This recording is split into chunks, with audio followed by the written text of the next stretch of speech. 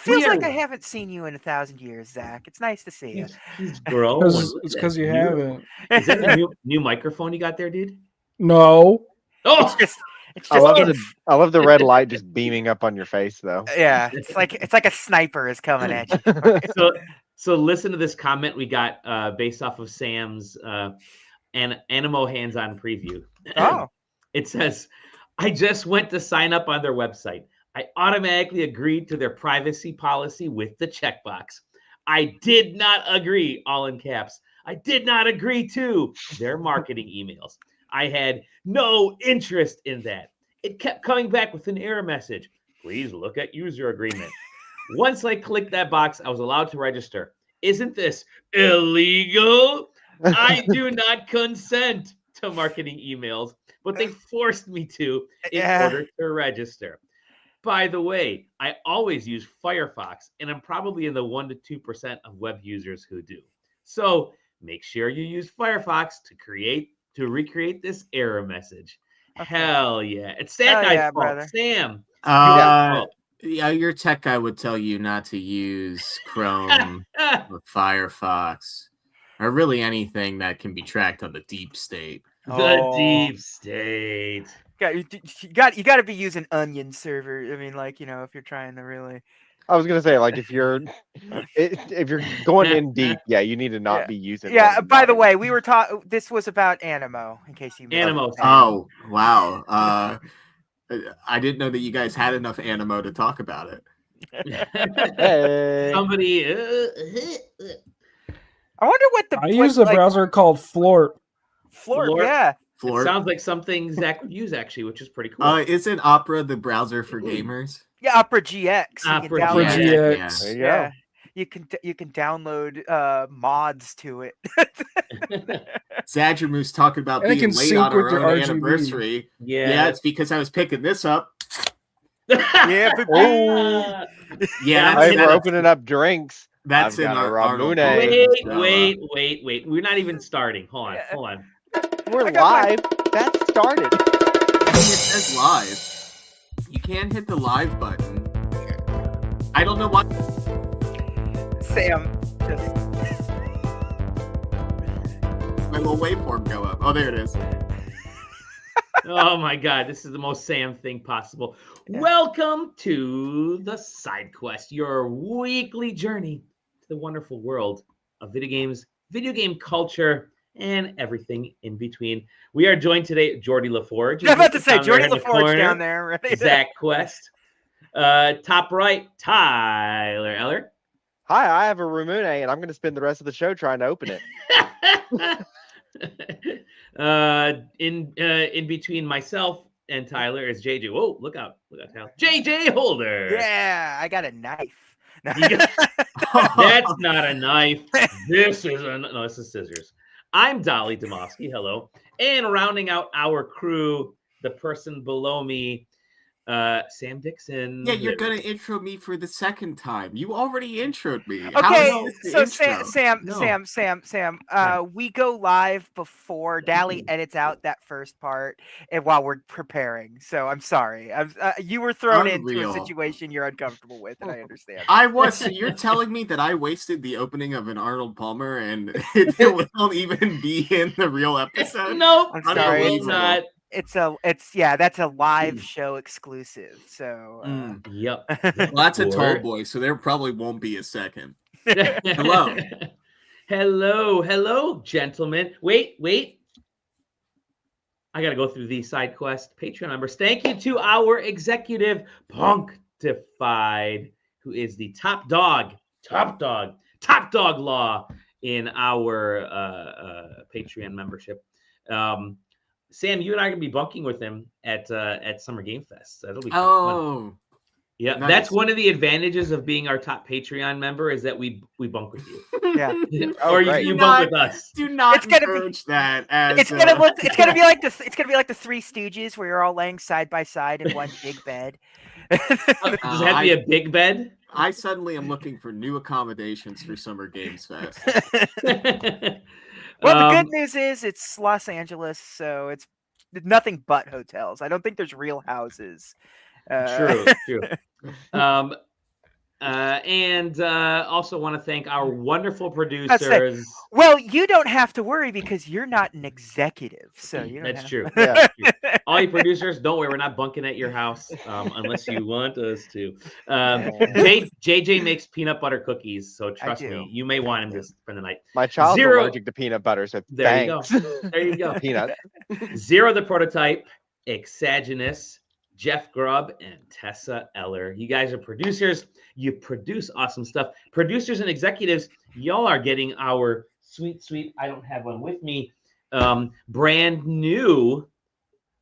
Oh, wait, what? Oh, Taylor did show up. Oh, yeah. On the phone, it says. So. I had to at least stop by and say hello. Taylor. The chat's covering my face. Move it out of the way. Move. Here, we'll do this. Actually, no, we'll put Sam in the corner there. Nobody puts Sam in the corner. That's Sam in the corner. That's Sam in the corner. Hello, Taylor's hopping in to say hello. I do want to say, yes, the producers and executive level will get our sweet new zine, which was a hit over at PAX East this year. We'll talk a little about PAX East real quick in a bit here.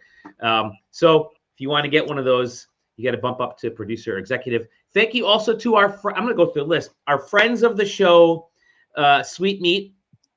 Sweet Meat is an awesome friend of the show. And some of our wonderful thanks. These are all Patreon tiers, people. Hunter Pearson, Jacob McCourt, Ava Lucia, and Ken Cruz. And there are a bunch of folks who just like to hop in. So there's plenty of people. Join the Patreon. You get our special little Discord section just for being a cool person. The reason I'm all excited is today, well, Sunday, really. Today is coming up. Today adjacent. Maybe you'll watch or listen to this on Sunday. SideQuesting's 17th birthday. Look at that. Actually older than my daughter. Of course, I was breathing in it. Look at that. Somebody make a wish to 2.5 more years. There we go. I had an Oreo cheesecake sitting in the specific time frame. Yep. Then I'm out. I do have. I am gonna eat this. I got a slice of cake over here that I got. In this economy, 2.5 more years is when he expected to move out. So Well, if we're still alive, 2.5 more years is gonna be awesome. May 16th, 2028. Something mysterious is going to happen. Something mysterious. Just days after my birthday, huh? All right. Zach will be pregnant. Zach will be. I'm already pregnant. He's like, congratulations. And I'm also drinking Pregnant G with content. Super Saiyan. We drank the team. My stomach's so full of content, I'm gonna burst. I gotta write that down. What I'm saying. He must have been playing Crimson Desert. Oh gosh, we had a great time at PAX East. Speaking of the devil, it was awesome to hang out with one. And these two guys, and the four of us. Oh, we're like a Tetris upside down. Yeah, we're the T-spin time. T-spin, baby. We had a great time. The panel was a blast. You guys can watch the video and listen to the panel content on the site. We had a really great time. We had JJ and I have already kind of started workshopping next year's panel. We have 2 or 3 really good ideas. So 2027 out of 10. So just be ready. 2027 out of 10. Thank you again to Howl at the Moon and the band that always plays at those parties. Thank you very much. Awesome. They were awesome. We thank you to Howl at the Moon for scheduling another party at the same time as ours. It was really funny. That party was a 21st birthday for a gal, and it was nothing but millennial gamers in cosplay at her birthday party. It sounds like a great birthday party. Really playing a game of tug of war with the band about what music's gonna play. I mean, if Master Chief showed up to my 21st birthday, I would have lost my mind. There was also a Brazilian dude there, so there's a Brazilian dude there. If a Brazilian dude had showed up to my 21st birthday party, I would have lost my mind. But not just any Brazilian dude. Yes, which one, Taylor? The Brazilian. The only one. The only one. What I forget. What is he? Is the moniker Joe? You posted the. I believe it's Jovino. Jovino, But yeah. yeah, Joe. He also went by Joe. He said his name, his like actual birth name to me, but he said it like as quickly as possible as a bit, and I cannot remember. Yes, yeah, he was like, it's Portuguese. Just this is what I get called. That's honestly not a bad bit whenever your legal name Yeah. is like very like foreign to an American ear and you just say it really fast. Oh, just call me Joe after. Yeah, Zach. We But made yeah, best, he was we there. made best friends with the Brazilian drug dealer. I'm glad. developer. I'm glad I could introduce you guys. It's Developer. crazy. I'd like to point out, developer. He is not a Brazilian drug dealer. Yeah. True. Oh yeah, that's true. You could be both in this economy with the way that the industry is. Listen, I have don't to be think he both. needs it in this economy with the way that the first game hit, and it sounds like this game's gonna hit again. A game that he wanted to release for free, by the way. Yes. Got convinced otherwise. Enough people were like, "We will pay you money." They're like, bro, these Quake maps are so cool. I'll pay $5. They literally started sending him money and said, if you keep it free, I'm gonna be mad at you, and guilt tripped him into doing it. I mean, he did try to talk me out of buying the physical version of 3. Like, he's like, it's cheaper on Steam. I'm like, Sure. I know, I don't care. It's not the point. Yeah, it's not That's the point, my man. point. Yeah. I mean, just another example of an incredible time at PAX. One of the incredible indie games at PAX. As Dally mentioned, we have a whole bunch of coverage. I don't know how much we want to talk about. I guess do we just talk about our experiences past like what the last podcast was? You want to say? So like we could go over a couple of those. Yeah. I don't want to go too crazy, but yeah, let's go ahead. We'll cool. Just to finish doing thank yous. I just want to thank Red Bull yet again for being set up and being the first stop every morning to just provide.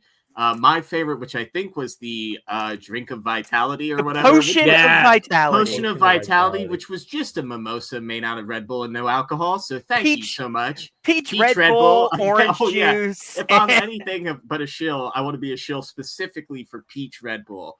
Very specifically that. Incredible yet again. But we discussed that maybe some of the major players weren't there for PAX East, but I would say that the show floor was kind of littered with a good couple of games. I later played a game called Mech Assault, which I thought was pretty interesting. Okay. I'm sorry, not Mech Assault. I'll have to look exactly what that game is called. I think it's Mecha Tank. Yeah, I think that's Yeah, it's basically a MOBA and an RTS at the same time. So one person plays as like sort of the tank commander brigader, and they're in charge of who is laying out your troops. So it kind of looks a little bit like Advance Wars. So it's that Game Boy Advance, like little red versus blue soldiers and tanks going after each other. So, they could place down a couple of foot soldiers for 2 energy, or maybe a bigger tank for 4. Or maybe a massive mech tank for 6 or something. And then everybody else on the team, and it's a 4v4 game, plays as a just walking assault guy that you can shoot at the other team, and some of them have different abilities like an RPG or a grenade or something like that.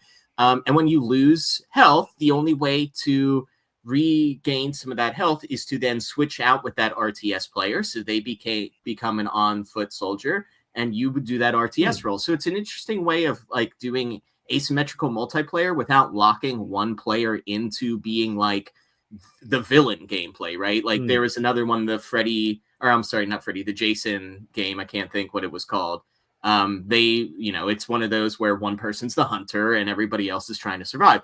This is one person's the RTS, everybody else is like the active MOBA player, but it forces you to be good at both, or at least to be able to survive in another while you have to be out and your other member is recovering. So interesting. They also are going to support 8v8 local play on PC if you can have the controllers. So definitely something fun with that. They did have a Kickstarter. I think it was successfully funded, but I'm not sure if it's over yet. So I'm sure we'll link that. Allow me to go find that while the next person talks. But yeah, I thought that was a really interesting game, and also one of those games that demos really well on the show floor of PAX because you can hand 4 controllers to people and do stuff immediately. Like get to see the game in action. Excellent. And what else did you want to close on PAX with? I can talk about Riftbound. Yeah. Okay. Yeah. So I got to play some Riftbound, the League of Legends MOBA. Yeah, the League of Legends MOBA. The League of Legends TCG. Too many letters and acronyms in gaming these days. LOL TCG. Yes. They also had the new expansion that was there. I'll be honest with you, my familiarity with Riftbound is not a lot. I had played once or twice before, but so basically this was a more teach me Riftbound and convince me that I need to stay. And they got my boy Rumble, so there might be a chance that I'm at least interested. Yeah, it is a interesting conversion of League of Legends to a TCG. You get to defend lanes in some ways. There is ganking in between lanes if you're used to that. It's very interesting, and of course it sells you on the artwork and the history and lore of what is Runeterra, I think is the world of League of Legends. Yes. Yeah. See, I'm using my knowledge from about 6 years ago of the game that I played nonstop for about 5 years straight.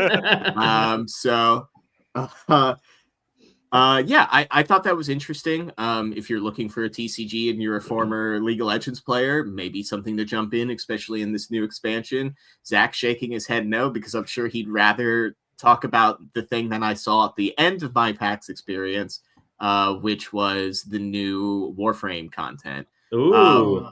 Which I almost want Zach to just cover for me, because he'll probably do it better than I would. Can you do that? Let's see. What just came out? Warframe had their biggest year ever last year. I know that. They have a new frame coming out. Her name is Folly. She's cool. I'll talk about her later. There's a new mode. She has a new mode in the game right now. It's interesting. It's like a little capture the flag kind of thing.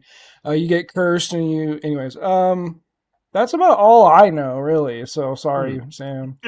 Yeah, none of that. I mean, there is a new Warframe. One of them's a new Warframe. Oh, skins. Yeah, it's like a wolf lady that like rips you to pieces like Wolverine. Yeah, she's really cool. And like they like warned you in the theater like there's gonna be some gore. I don't think it was excessively gory, but like I mean tearing people limb from limb is both badass and also, you know, viewer discretion advised. News content. Rocco from Mega 64 was there for absolutely zero reason. Apparently he's a big Warframe player. I do not know if that was just a bit or if that was an actuality. Warframe continues to look cool, and that community continues to grow. And I think it's like, as Zach put, it's only getting larger. Like I feel like it's a Katamari ball at this point. And Warframe is like slowly reaching out and grabbing and pulling in as opposed to it being pulled out, which I feel like a lot of other games do. So, I don't think you're going to see Warframe Magic the Gathering cards, but you might see Magic the Gathering cards in Warframe. Like that feels like something that they could do, but obviously not Magic the Gathering, whatever they call it. There's a fighting game in Warframe, like a whole fighting game. You just queue it up in the game. You can play it. It's crazy. It's wild, like sitting there and like knowing that Warframe is nothing but like space like stuff, and then seeing that trailer for the new like wolf lady. It was like you saw a human face like within the first like 30 seconds, and it was like kind of wild. And I was prepared for it because I had Zach's primer previously.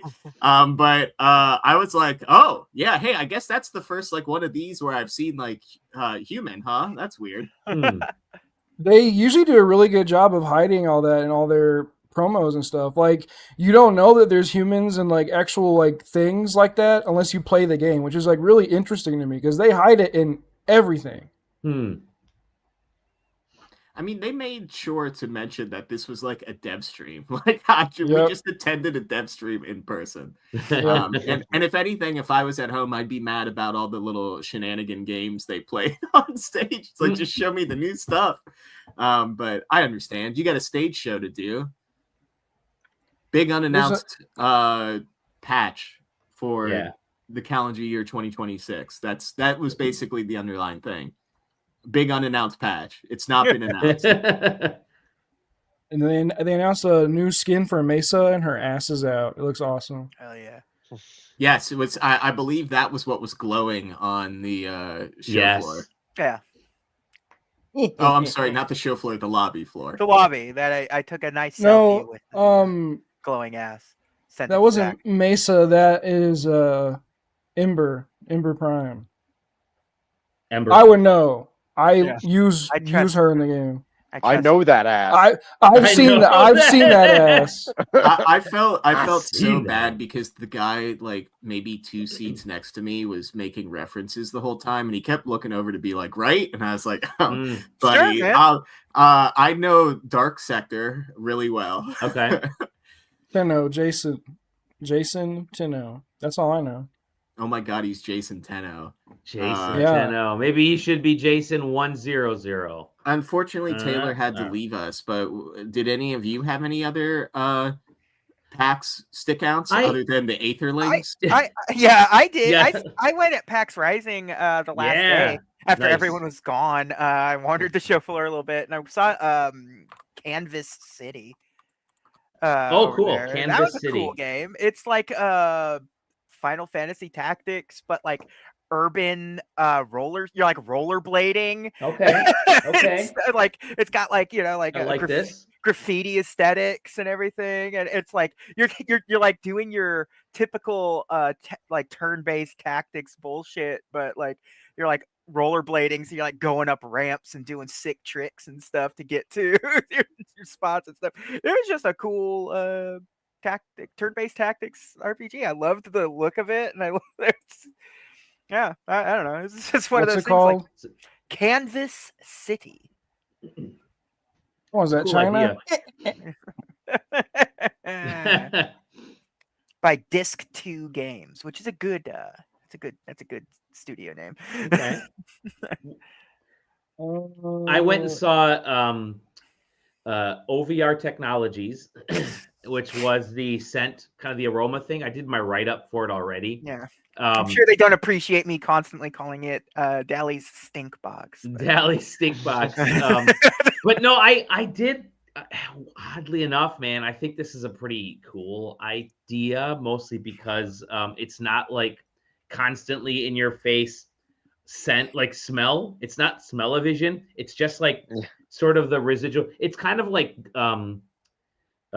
Rumble, like adding Rumble to a controller. Rumble, the streaming service. It kind of, no, not that Rumble, no. But it's like adding Rumble. You don't need Rumble in a game, right? But we've now gotten so used to, having, like, my Rumble is on my Switch too, even when I'm laying in bed at like 2:00 in the morning. My poor wife is asleep next to me.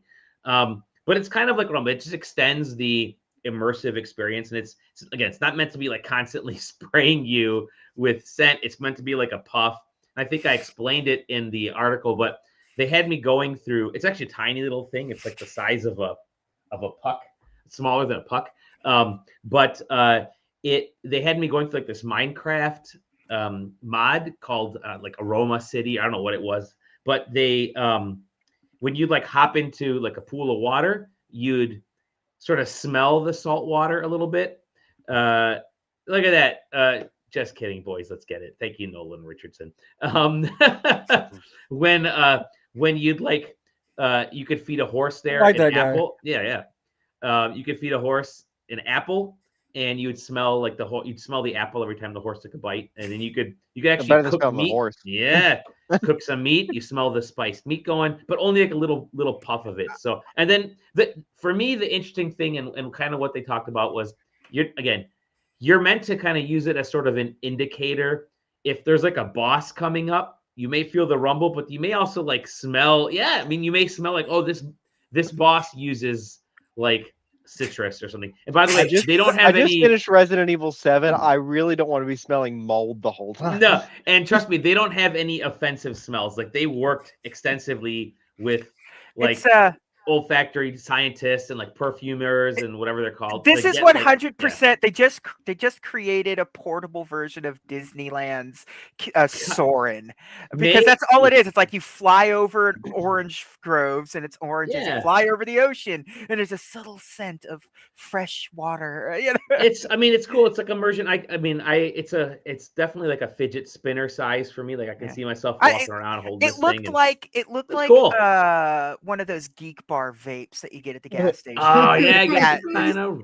Yeah. So it syncs with the video game, like a game we're playing, or depending on what game. Like it actually uses Unity and Unreal, so it syncs. They have plugins developed for it, so you can actually set up. Like again, if you die, let's say playing Super Meat Boy 3D, which I'll talk about later.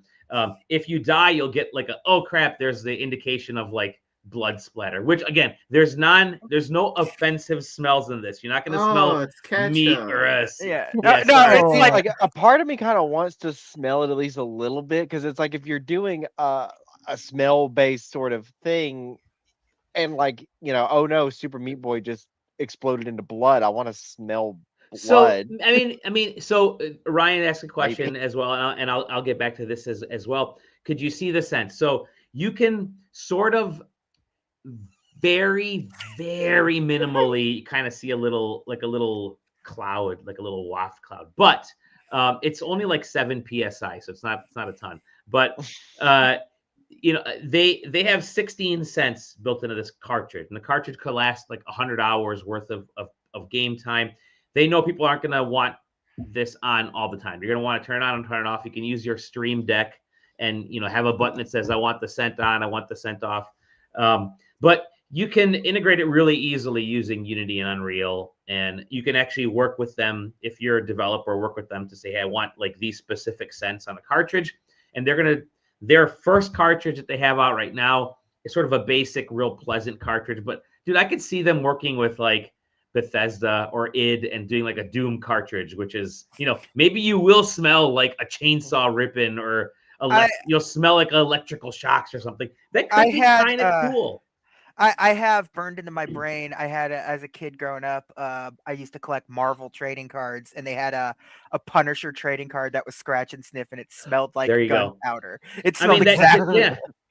Yeah, and that's kind of think of like a gunpowder. Like you're gonna smell the gunpowder for that split second and know that a gun went off. So, anyways, it's very early. They're taking pre-orders now. They've got it out. You could test it at PAX, and they're taking it on the road and stuff. But I think, again, it's sort of a premium device. It's not going to be for everybody. Not going to be for most people, I think, initially. But I think, that it could be just kind of cool if you're into it. If you want to really kind of crank up the immersion aspect, could be kind of cool. And you can use it on your phone app. Like they have an app developed on your phone with like a couple mini games they're working on that if you want to actually just try it that way. But again, the thing just like sits. You can stick it on top of your microphone, and you're fine there. So that was OVR. I also tried out, I went to the Critical Reflex booth and tried out a few games there, but the one I really want to talk about is it's called Inkblood, and it was just kind of wild. This is Zach Ass esoteric game. And the way I kind of explain it is it's sort of set in like Victorian era. You're in this carriage and you're a detective, and it's got this really cool visual aesthetic. And you're solving mysteries, but you have like technology from different eras. So you can have like a Polaroid. There's phones involved, like a rotary phone, camera, and then you're also just kind of writing stuff. But you use your magic magnifying glass to like peer through these sort of still scenes, and you're like, okay, we know somebody was murdered. We got to find out who this murderer was. So you'll like peer around. Okay, that's this. Something's interesting is happening there. And then you'll go to like you'll look on the other side of the carriage through the blinds or whatever, through the curtains, and you'll see another little scene, and you'll kind of play stuff forward and backward. You'll see somebody hiding behind a tree, and then you get like your clue. It's almost like one of those clue scenes where it's like this person did this here, this person did this there. So the demo was a couple of like, there were like 3 or 4 different cases in the demo. Definitely like a whodunit style with some really cool stuff. But I found it really cool. The second murder is this like medieval band with like accordions and drums and shit. And your goal is to figure out who died, who killed them, who's unconscious, and where the innkeeper is, and what the innkeeper saw, and how that all kind of works together to tell this story. And this is all one big like plot of like murderers, and your end goal. I'm not sure what the end goal is, but your end goal of, I think everything's sort of tied together. Really kind of cool. I could definitely see myself playing this sort of visual novel adventure whodunit type of game because it has such a good story sort of built into it. So yeah, Inkblood, definitely worth checking out. I do want to bring up one more thing since you mentioned Critical Reflex, and I didn't play it, but it was one of my favorite things on the show floor to just kind of hang back at. And they had the "No, I am not a human" IRL, badass, which was extremely cool. So Fun to watch. they have so everyone here is familiar with "No, I am not a human." They had like a door set up with a tablet on it, and you would like look through the peephole, and then like your answer like, did it have the right number of eyes? How is the teeth, kind of thing. Yeah. And inevitably they give you a light gun too, so you open the door and fire, and it's like, oh, they're not human, and congratulations, or you just killed a normal if you answer correctly, like all this confetti launches, and if you're wrong, it gets like bloody and you killed them. Yeah, it's censored because it's censored. It was like the line was huge for this thing. I think this is one of the It's one of those things where it's like it's not like it's something that you're going to be able to go get. This is exclusive. It's like they also have the Buckshot Roulette IRL at Critical Reflex as well. So it's like they bring these fun little event exclusive nonsense to there, and it was neat. It was just fun to just kick it. Like sometimes if I just felt like didn't know what I wanted to do right now, I could just kind of hang out and watch people play that. It was a blast. I really enjoyed that. Big ups to the entertainment expo team that put that stuff together. So yeah, that was PAX, and then we had our party. Like I said, party was great. Panel was great. Met a ton of people. And already looking forward to next year, April 22nd to the April 25th. Baby. That's good. It'll be warmer. I can't wait. Looking forward. Looking forward to PAX. Go to the website, see what our top, I forget how many awards we gave out. 8 awards. It'll be up in the next now that Sam sent me his final written piece, it'll be up in the next let's say 12 or so hours. Yeah, that'll be good. Let's say 16 hours. 24 hours. 18 hours. The next 18 hours. Guess it depends on how much G Fuel you have between. There you go. Yeah, I got plenty. All right, let's get into. There's a couple little bit of. Excuse me. I also collected basketball cards. Yeah, there you go. Yes, actually, smart. Seattle SuperSonics. Welcome back. Talk couple little news bites, and then we'll kind of get into what we've been playing. By the way, 17 fucking years. Holy shit. How are we still around, and like most other folks are not? I haven't even been here a year yet. Yeah. Get ready. Get ready. Get new people. Yep. A couple little Nintendo things here. So they're down to clown. We've been down to clown a lot of stuff, but they're doing the variable clown event still possible. Yeah. So they're now selling physical cartridges for $10 more than digital, or if you're pretending to be optimistic and misreading what they're saying, they're now selling digital games for $10 cheaper. Brother, they ain't. They're doing everything they can. That was my monkey paw. Yeah.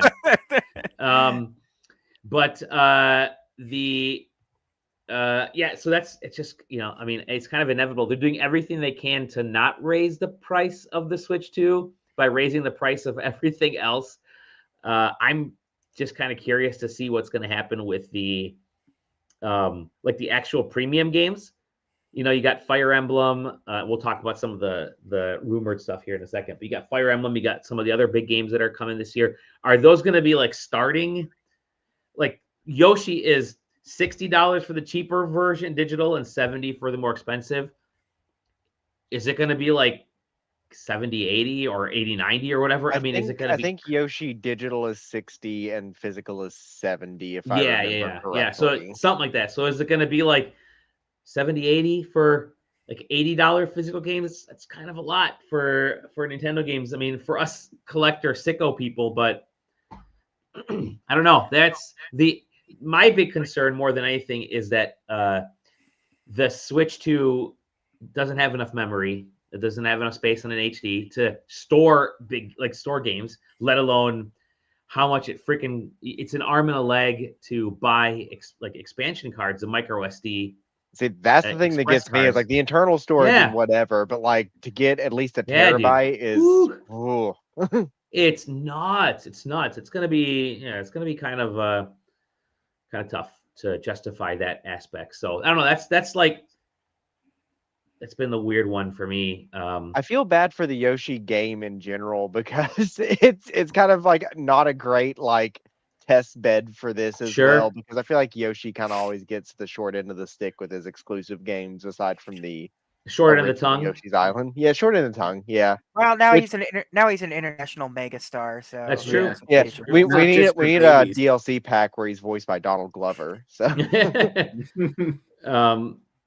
so yeah, I don't know. I'm it's gonna be a tough sell. That comes on the heels of comes on the heels, you say? Comes on the heels of supposedly Nintendo cutting US Switch 2 output from 6 million to 4 million because of the holiday. Now, one thing that I think somebody made a good point is that they're cutting output, but they have millions already stockpiled. Yeah, they've made a lot, so it's not like they're.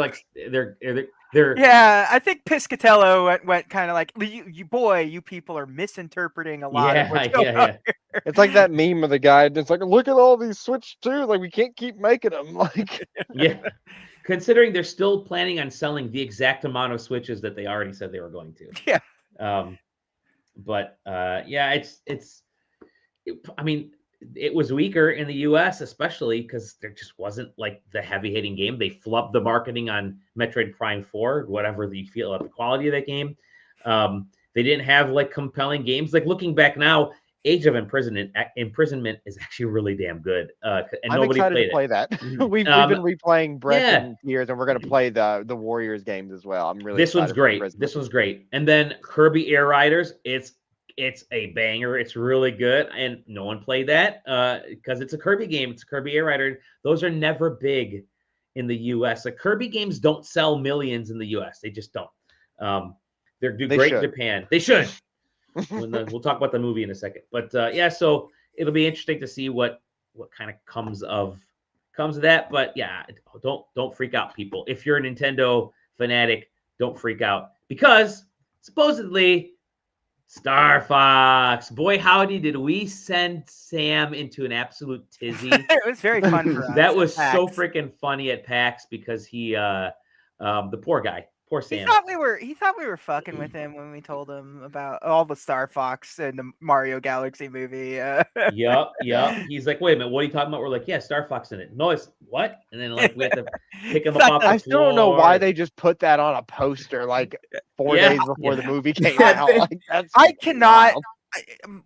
I don't know how I would have reacted in the theater if I didn't know that was coming. That would have been just such a wild moment.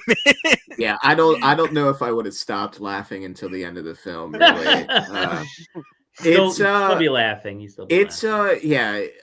I mean, no, it's almost one of those where Star Fox is no news is good news. Yeah. That they haven't talked about it. The fact that now that it's public knowledge that he's in the film, and we're not going to talk about the film, but he's in it for longer than just a cameo. Yeah, it's not just like, hey, look, I know him.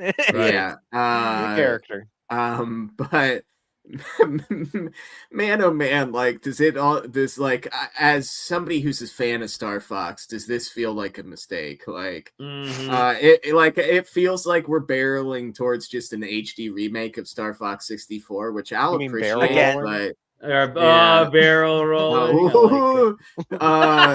It's just... Listen, I'm sorry. I've only played Star Fox Adventure, so Zero mentioned Dinosaur Planet 2, and I would actually love that. Dude, they say it like 6 times in that game. Like, I don't want to hear it. But anyway, it's like I'm excited for anything that they do Star Fox. It has certainly lit the Star Fox world aflame recently. Yeah. The other rumor is that these like classic style remakes are leading to more modern updates of kind of both of these games, or in some way re-envisionings of these, or like a modern take. So supposedly this is a brand new Star Fox game with it feels designed like those, like Star Fox 64, right? So it's going to be an actual Star Fox game, brand new, ground up, just going back to what it was. But then Star Fox Zero is so good. They should do another one of those. I know, but that's exactly the quote that was like listed for Star Fox Zero, my guy. That's the reason that it's true. And no news is good news. Like if they would have just dropped a new Star Fox game like sight unseen, like that would have been preferable to even hinting that there's more. It could happen because Nate the Hate said that it's planned for release for Switch 2 this summer. And if they're going to have a direct, your next direct is probably June. Like you're not going to have anything in April. Beginning of June, you're going to get something from Nintendo as a direct. So they're going to drop the game within 2 months. So it'll be a pretty quick turnaround.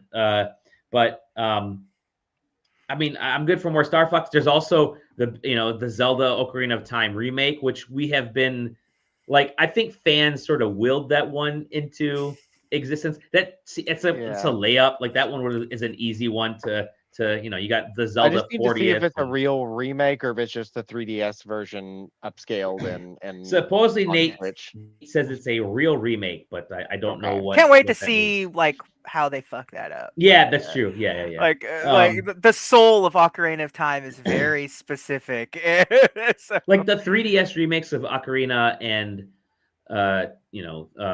Majora's were pretty cool. Like they actually did a really good job of some quality of life stuff.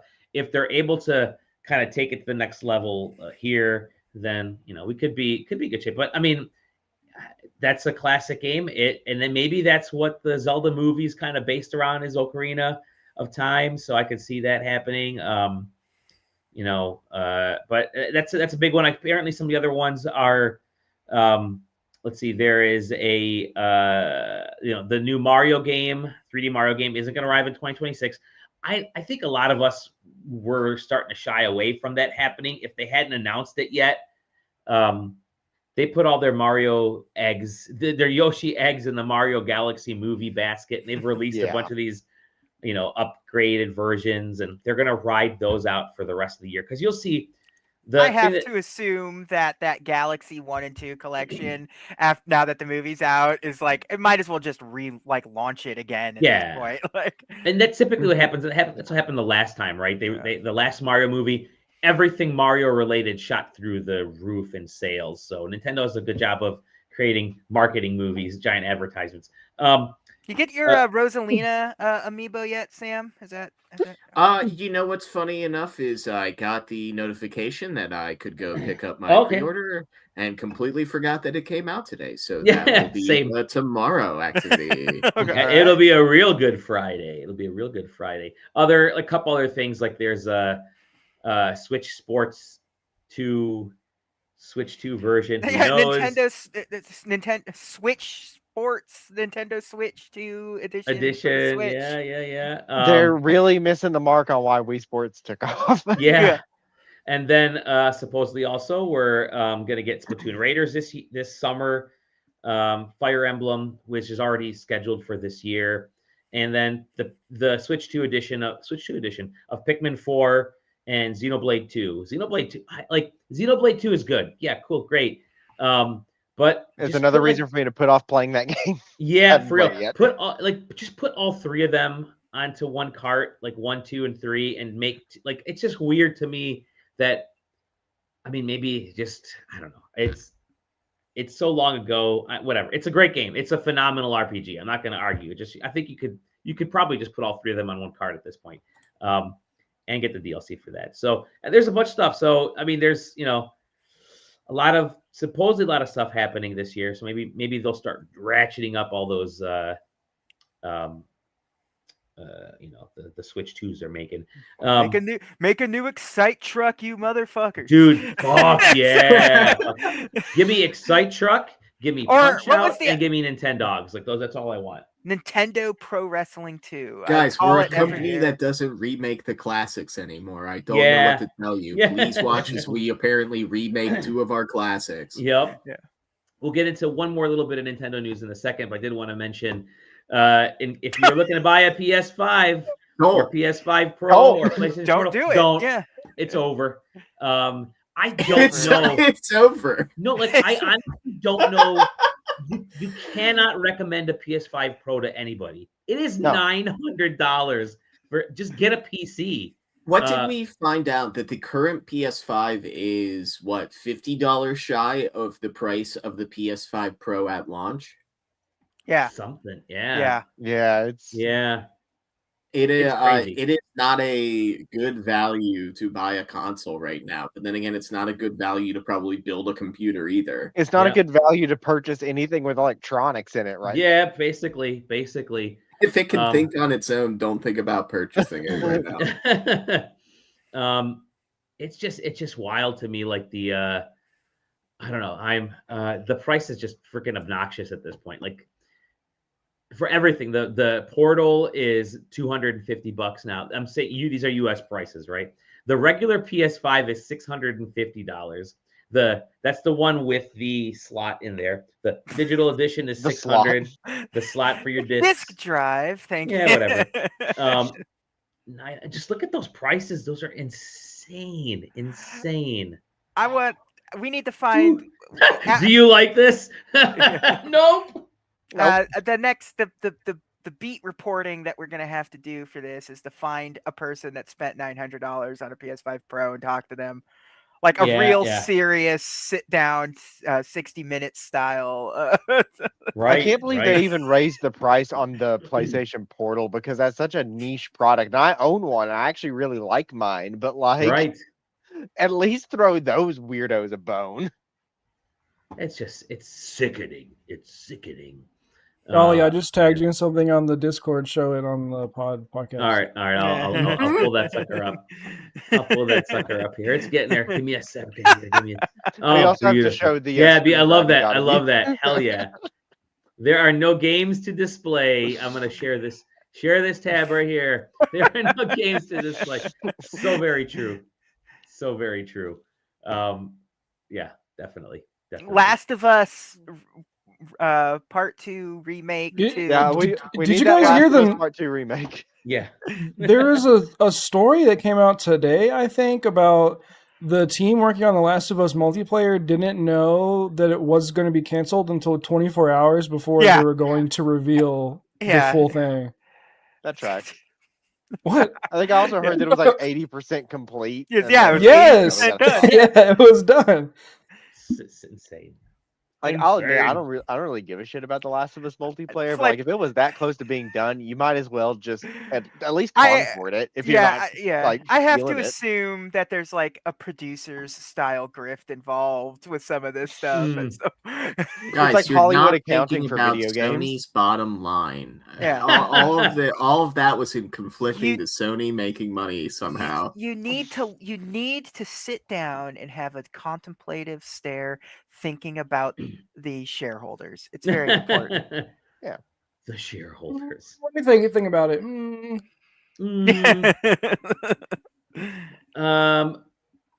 Last but not least, we're gonna slowly transition into this young lady. We're gonna transition to friend this lady. Pose there. The Super Mario Galaxy movie has broken. By the way, there's ham on the side if you're really looking for some. Ooh, Myers. 85 cents a pound. Yeah, We don't have that's Myers. locked. So. no.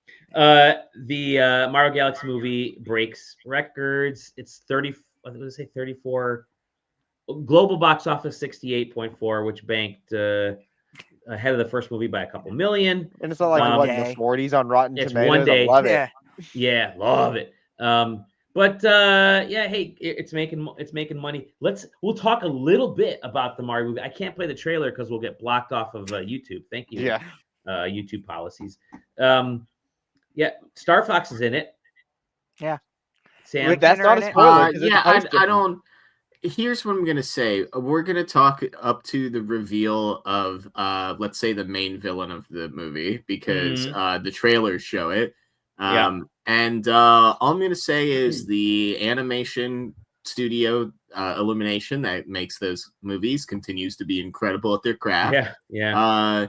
I wish I got to experience how good the audio was because my theater decided that we just weren't going to turn on the actual theater speakers and we were going to keep the speakers with the like pre-show content going for some reason. Again, telling me that I should not pay for movies in the theater and just wait until they come out to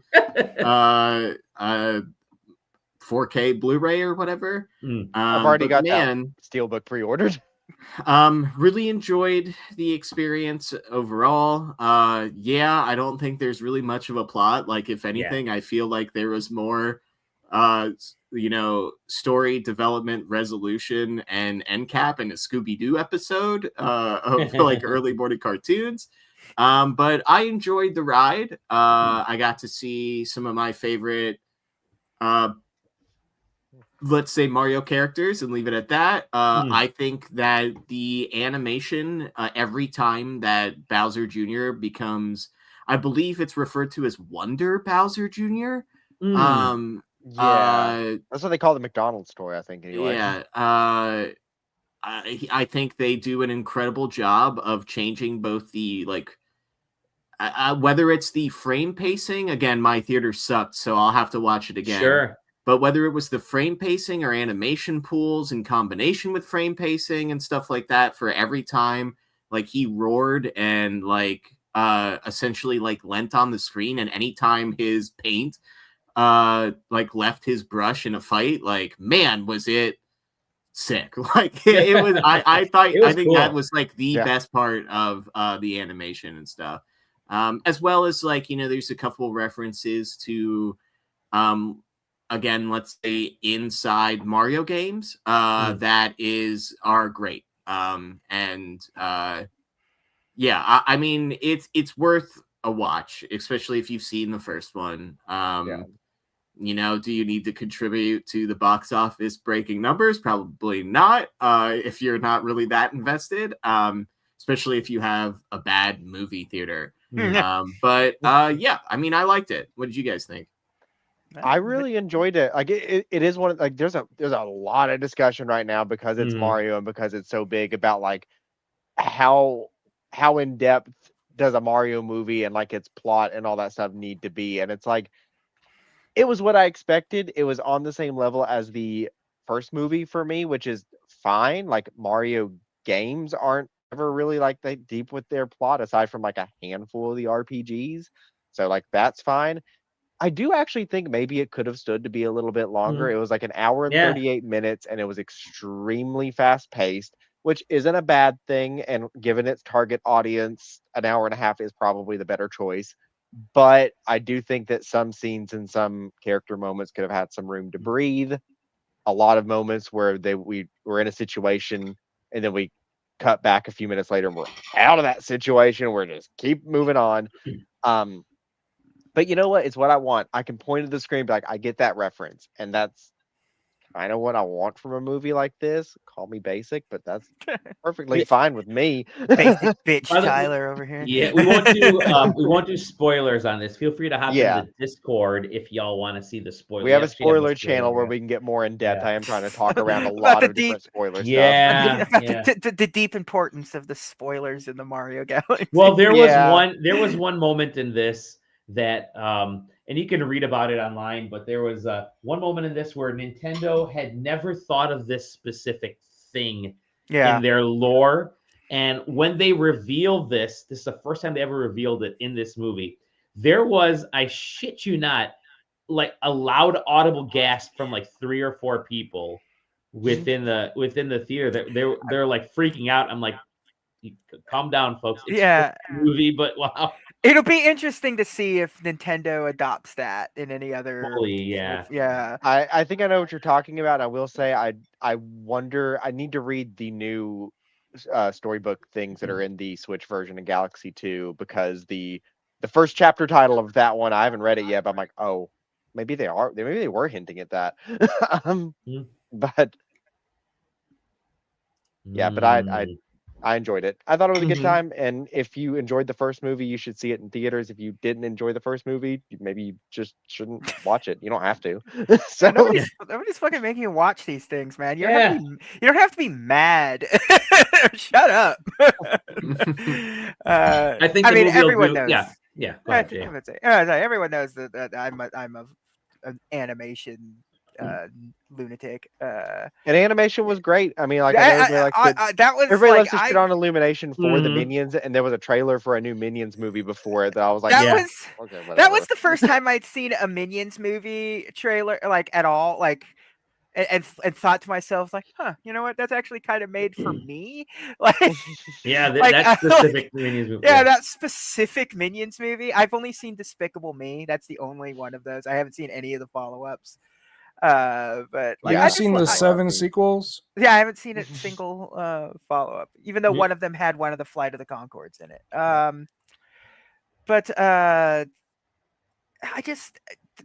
there was a lot of beautiful animation stuff going on in this movie that was like really impressive. Like whenever a movie does something kind of awe-inspiring with a with its animation, I take note. It's like when Spider-Man came out, like that was the most like that was the most like progressive animation has been in Spider-Verse decades. Yeah, like they were doing stuff that had never been done before and stuff. And there's some cool stuff going on. And like Sam was talking about earlier, they actually understand camera work in this, and light scattering on the skin is like really nice in this movie. It's like weird. Like when they're outside and the sun is shining down and you can like see like, you know, through the flesh a little bit and everything.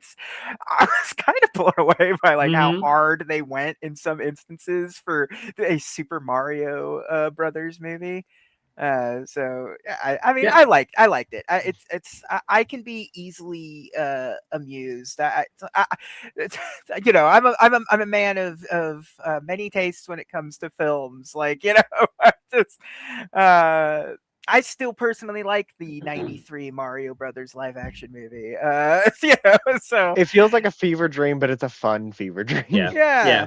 But I thought they were referencing it for a hot second when they went to the casino town in the Galaxy movie. It's like because it's like a weird cyberpunk future kind of thing, and I was like, is this like a '93 reference from the weird city they visit? But it's just Cyberpunk 2077. Like when Keanu Reeves walks out. Yeah. Silverhand. There was part of my brain. Shadow as Keanu Reeves is Shadow. There really was part of my brain when I'm watching it. I'm like, man, if Sonic the Hedgehog appeared in this, I wouldn't go surprised. I'd be like, hey, there he is. Yeah. Just the exact model from the movies. Yeah, exactly. No, ugly Sonic. Ugly Sonic as seen in Chip and Dale. Ugly Sonic, and they refer to him as a Pokemon. Yeah. It's Sonic. It's Sonic. But no, I kind of agree with here for all of us. I agree with all of y'all. Like it was just I didn't go into it thinking like I'm gonna have like this story or anything. Yeah. I'm like, I just want to see shit. I want to see shit on the screen. Yeah. And I mentioned in the Discord, my 16-year-old daughter there was only like 1 or 2 younger people than her in the entire theater of like 400 people. And it was an 8:00 showing, so I know some kids were asleep, but this was playing definitely to the folks that went to the last Mario movie as like teenagers and now are young adults and like they're ready to play Smash Brothers. So yeah. Yeah. But hop in Discord. Look at those the spoilers we got going. I will just say, like, save all these discussions about story and the merits of a deeper story for the Zelda movie. Yeah. This is when we need to have these discussions. Boy, because howdy. that's what I'm waiting to see what they do with that, because Yeah. Zelda can do a lot with its story, and it doesn't because it has gameplay to fall back on. But a movie doesn't have that. So yeah. It's gonna be real fun next year. We'll be getting ready next year around. Well, no, we got 2 more months, right? 1 more month. So, that's it for Mario. Let's get into stuff we've been playing, and there's someone that we haven't heard from in forever because for the first time in forever. Sandwiches. Good old Zach was too cool for us. No, Zach got a new gig. He is now head of Secret Service. There we go. I work for ICE. I'm an ICE agent now. Oh my god! Gotta get that side on bonus. ICE agent. Dude, so you're the one that leaked those photos, huh? Yep. I mean, no, I work for a iced coffee company. That's Oh. true. You know, wait a minute. We could be sponsored. You know, sorry, G Fuel. You may have some competition. G Fuel. Yeah, I do like that we've just become healthy caffeine G Fuel. Yeah. Just a beverage-based podcast these days, Yeah, really. yeah. Yeah, fuck off. You made my wife just go through the whole ringer of emotions there. Yeah, for people who aren't in the private section of our Discord, where it's just staff, I work for this company called Chike. It's a local company. They make protein coffee, and they're in a bunch of stores all around the country. They're in Meijer, they're in Sam's, they're in HEB, they're in Albertsons, they're in whatever. It's protein coffee. I do sales ops. Basically, I'm the wizard with the spreadsheets, and You're help the grand wizard. Some would say. Yeah, some would call you. No, that's cool. That's awesome. Congrats on the new gig. Welcome back to the gaming world, and let's talk about some of the stuff you've been playing. Now you have a nice list of things. I'm gonna start with the one that's maybe been the most divisively anticipated, and it's taken a long time to get there. It's, some might say 26.6, or no, it's one, I don't even know what that is. Okay. Marathon. Marathon. Oh, instead of a sprint. Yeah, it's a journey. Instead of a sprint, it's a marathon. So I got this review code when the game first came out, and they were like, don't talk about it until the end of the month. So what they did, I've talked about Marathon before, the playtest I did, that's still the game. The game's still really good. But kind of what happened is there's this thing called Cryo Archive that came out, and it's their current end game for Marathon, and what it is and how it unlocked is really cool. There was an ARG that happened, and there was a bunch of puzzles inside the game that were being dynamically loaded into random matches and websites and decipherable codes and all this stuff, and people came together and they figured it out. Then that unlocked Cryo Archive. Cryo Archive is, if you know, there's a ship called the Marathon. It's this big thing in the Marathon series. It's crazy. But it's the first stop in the Marathon ship. So I guess their idea is to keep unlocking different parts of the ship to go through for later end. So there's gear and stuff there, obviously. It's a looter shooter where you lose your loot. So there's really good loot there. So if you lose all your loot in Cryo Archive, you have to kind of start the process over again to get more loot, but also you can go kill people for their loot and whatever. So what's really interesting about it is it has all this in-game loot, but you're in there with a bunch of people, but there's also it's a raid from Destiny 2 at the same time. So there's multiple rooms full of bosses, full of NPCs, and you can work together with other people to get the better loot, or you can kill each other and get their loot, whatever. It's a very cool concept. The execution is awesome. It's one of those things where I'm I don't know if they can keep it up, right? It's like, this is so cool. How many times can you do this? Like, how much can you keep investing into this cool idea? Because they put so much, they sent like these press kits to streamers, and they told the streamers to have them on their stream, like in the background. And then as people unlock things within the game, there's a bunch of like weird stuff, like shooting a certain amount of birds, finding a certain amount of whatever. And as people unlock things, their boxes in the back would unlock from some remote location. Their boxes would unlock, and there was more keys in there for the rest of the puzzle.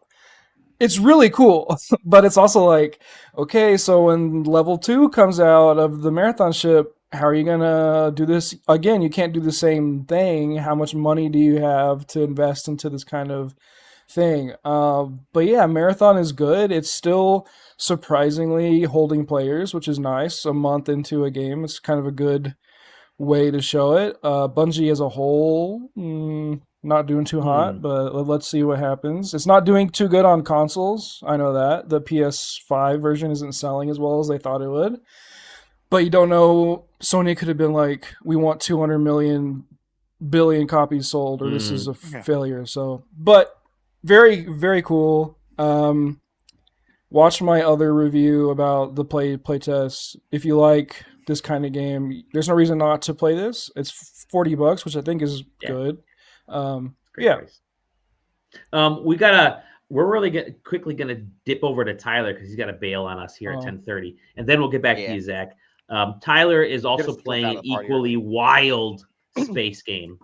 Yeah. Speaking of transportation, like speaking of transportation, Tyler, what are you playing?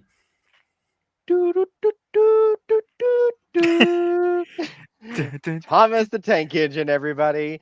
So yeah, no, we had a new Thomas the Tank Engine game come out. Thomas and Friends: Wonders of Sodor. It is from Dovetail Games, which they're really big in like the train sim scene, which I actually didn't realize until like after I got in the code, because I was like, wait, what else have they done? And they've done all the train sim world games. Yeah, it's just trains. It's fun hopping into a review kind of unprepared and be like, oh wow, you guys are actually really into this.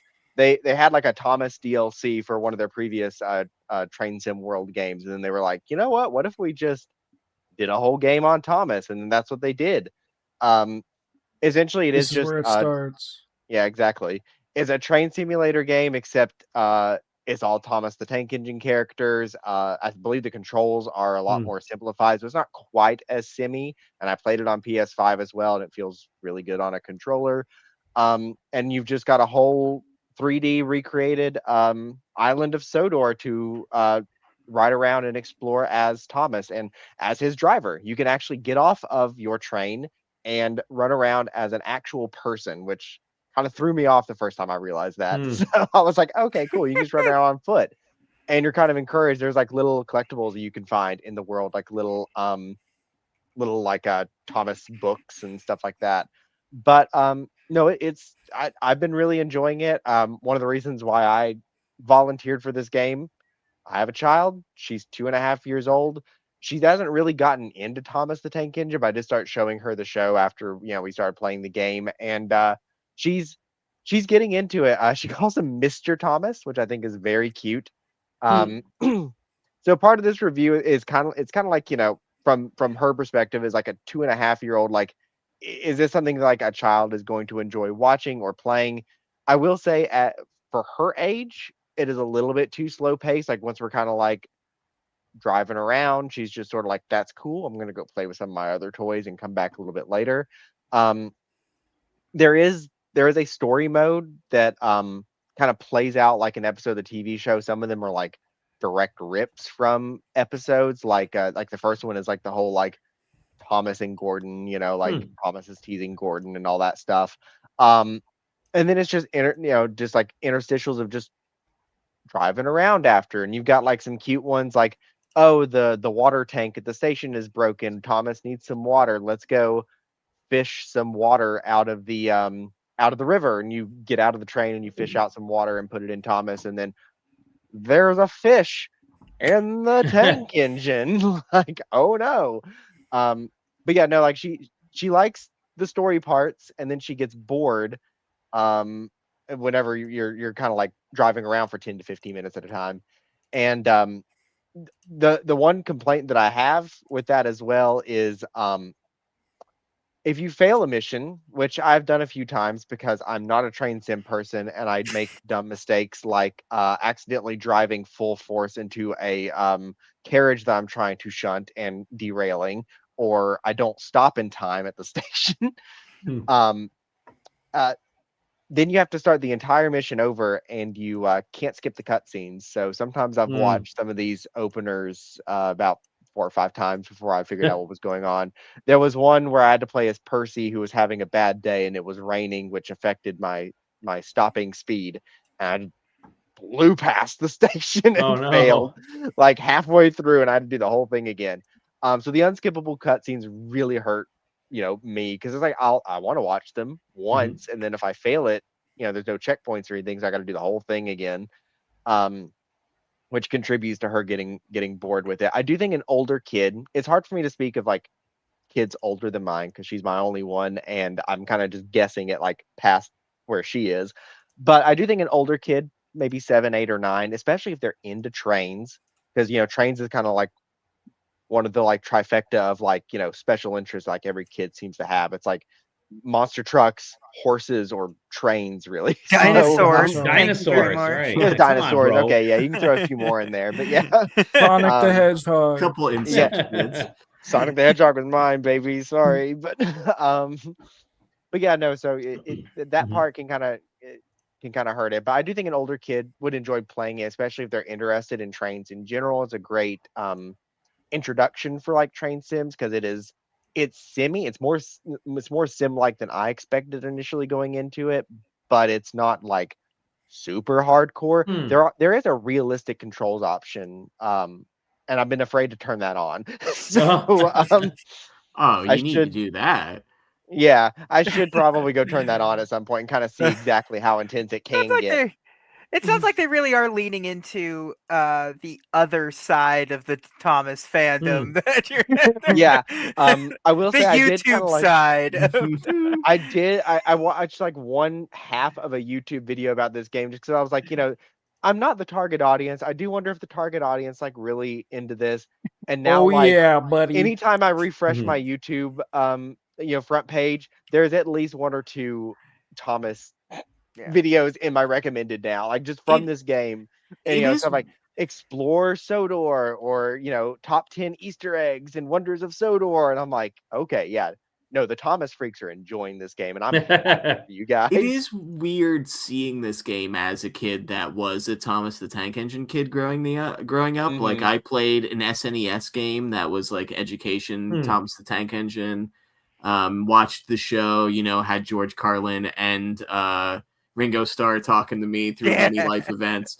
But it's really hurting my head seeing realistic backgrounds and like real ass humans getting in and out of these trains because I'm used to like the scale models and like, a wooden conductor and stuff. I personally would want to see it in that aesthetic as opposed to this like overly realistic thing. But I could definitely see how as a kid, like if I just got a PlayStation or a computer or just got access to the family computer, and it's like, do you want to play a Thomas the Tank Engine episode? And like sitting down and doing it would blow my absolute mind. So like it's I was gonna jump on this code if you didn't want it just because I was interested in seeing it. But it's interesting to hear that there is like the sim aspect of it if you are just kind of looking for a reskinned version of those sim games that you already play. Yeah, you've got modes like you can, do like, like a timetable, like, do a scheduled, like, we're just going to go to this station, we're going to stop, we're going to get the passengers, and, just run it like a train sim in a way. And there's other stuff like shunting challenges. I did have to mute myself when we got to the end of this trailer the first time because it's like pre-order now to play with James or whatever, and I was losing it as somebody. You know what? They gave me the direct code with the James DLC, and I'm like, James. James. Yeah. He's a little sassy. But yeah, no, I did ask my 2.5-year-old her review, and she's 2.5, doesn't really know. Mr. Thomas, I like Mr. Thomas. The tunnel is dark. There you go. You know So- what? That Hey. is the title. That is in the review. Make sure you message that to me because that's going to be Yeah. the lead. On the Yeah, channel is- because JJ had posted a review of like I forget what was it, Polygon or Game, like somebody's kid like reviewing the Yeah, Mario yeah. Galaxy movie, and Yeah. they were just like 10 out of 10, perfect, no more questions. Yeah. Oh no, I can definitely see myself sitting at that train house, rotating the like table around and explaining to my mom each one of the trains and why they're my friend. Yeah.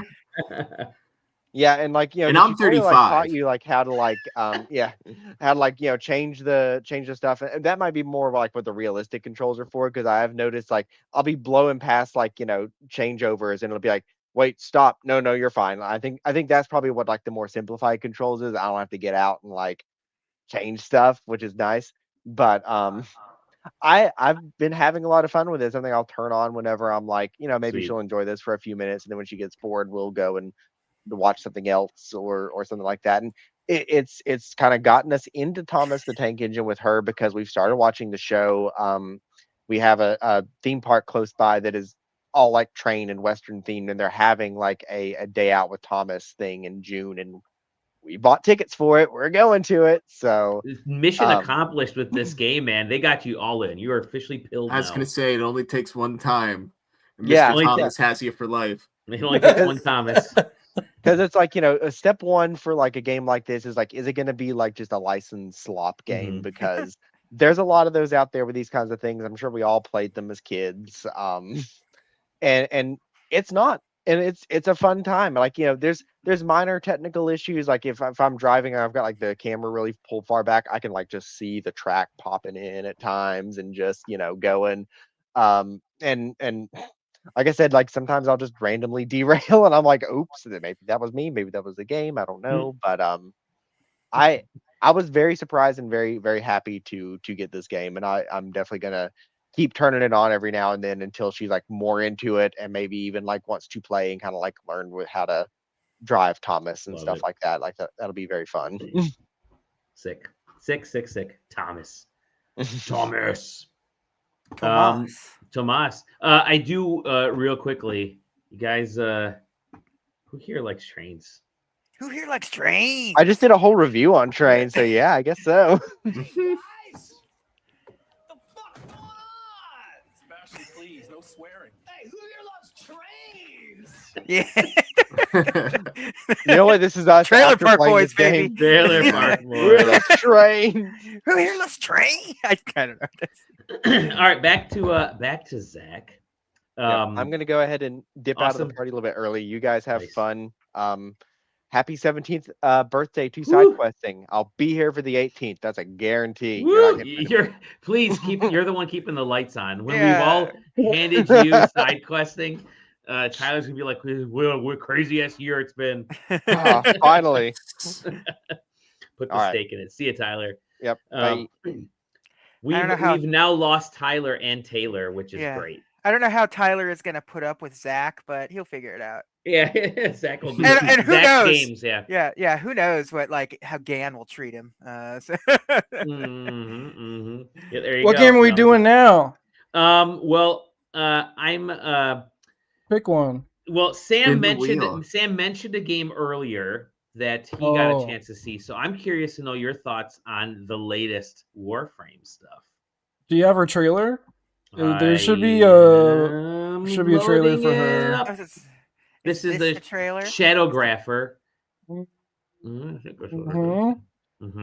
Shotographer. Yeah, there she is. So this is like the mission. This is the story trailer for her. And that's also kind of where the mission is. So like the way Warframe works is everything in the game is you can acquire it by playing the game, right? Mhm. So if you wanted to, you could do this new mission and grind for her parts and then build her and you could have her, or you could spend money and get her, right? Like, so so this is the mission that you play to grind for her parts. I don't know why I'm forgetting her name. What the heck? Hold on. Folly. Folly. Yeah, so Folly, I got access to her. Very cool. Thank you, Digital Extremes. She is, I will say, I think she's pretty hot. But she's really fun to play. She has this ability to create items inside the game, and she has this big wheel that pops up. So you hold down 2, and there's this big ass wheel that pops up, and she can spawn items in the game like explosive barrels that are like different elements, or she can spawn like traps and all these things. So the big thing in Warframe is grinding, because you have to grind for different things to attach to your Warframe or to your guns, or for experience, money, whatever. So the idea in the game is kind of to make things die faster. So her stuff makes things die really quick. So her like 2, she can create. I only have access to like 8 of them right now because she isn't leveled up all the way, but she has like, I think, at least 15 different things that she can place. And so she has that. That's her 2. And then her 1, she does that thing that she just did. You can like jump and like fall into the ground and pop up. And whenever she does that, she applies this debuff effect to enemies around her with her paint, is kind of what they're calling it. And it applies a debuff and makes them 50% more weak. Then her 3, she creates like a statue of herself, and enemies will attack it. And if you kill enemies that are attacking it, it will like, if they attack her, it applies to the statue, and then it'll also apply that debuff to the ones attacking as well. And then her ultimate is she kind of like paints everybody, and they turn into bubbles, and you shoot the bubbles and they pop. Really, really cool. Each frame that comes out, they find really interesting ways to like twist the gameplay, or like the core mechanics and the gameplay stay the same. They find really interesting ways to elevate it or bring something unique to it. And because like every Warframe has something like is completely different than the other ones. So like there's a play style specifically for each person, and this one is kind of in my alley because she can shit out a lot of damage, which is good. But she can also be more support and give people like speed boosts or protect them or whatever, or like apply debuffs, and the damage dealers can do whatever. She's just super fun. Yeah, I mean, it's cool that I got this for free and I get to review it. I think she's a really good frame. All the frames that have come out recently have been really good. Since Rebecca took over, the new creative director, they've all been insane. Insanely cool. So they're launching this frame, the sort of this big update alongside the Switch 2 release. I just re-downloaded it because I had it on Switch 1 years ago, and it kind of died out. I just didn't play it very much, and then now I just got it back on Switch 2, and it runs pretty well on the Switch 2, surprisingly. But I immediately asked to befriend you, so we'll see if you pop in there. But I'm like hopping into Warframe for the first time in a long time. You really do see how far this game has gone. Like everything you've talked about over the last, I think like 3 years, you bring up Warframe at least like 3 or 4 times a year. Just how both in depth and yet incredibly accessible the game is. Like it's still a wildly easy game to get into and get deep into. Whereas opposed to like there are other live service games out there that if you're not in the ground floor, or if you're not willing to just throw tons of cash at it, you're not gonna know what's going on. But Warframe, it's like you just dive right in. If you're willing to grind, you're willing to get a ton out of it. Yeah, just re-downloaded the game on PC to check where my PC account was to see which one was further, my PC or PlayStation account. Not sure it much matters. Both accounts were created in 2013. There you go. So, oof. Yeah. So in this trailer, there's also another frame. They added a new like deluxe skin, they call them, for Grindel. That's him on the left. If you can watch, he turns into a fucking ball. Sweet. And he goes crazy. Watch it showed. This is the game, by the way. This is what you do. Yeah. But there's Grindel. He's about to go sicko mode. Watch, he turns into a ball, and then he jumps. and then he has a big ass sword and he jumps around. This game is so cool.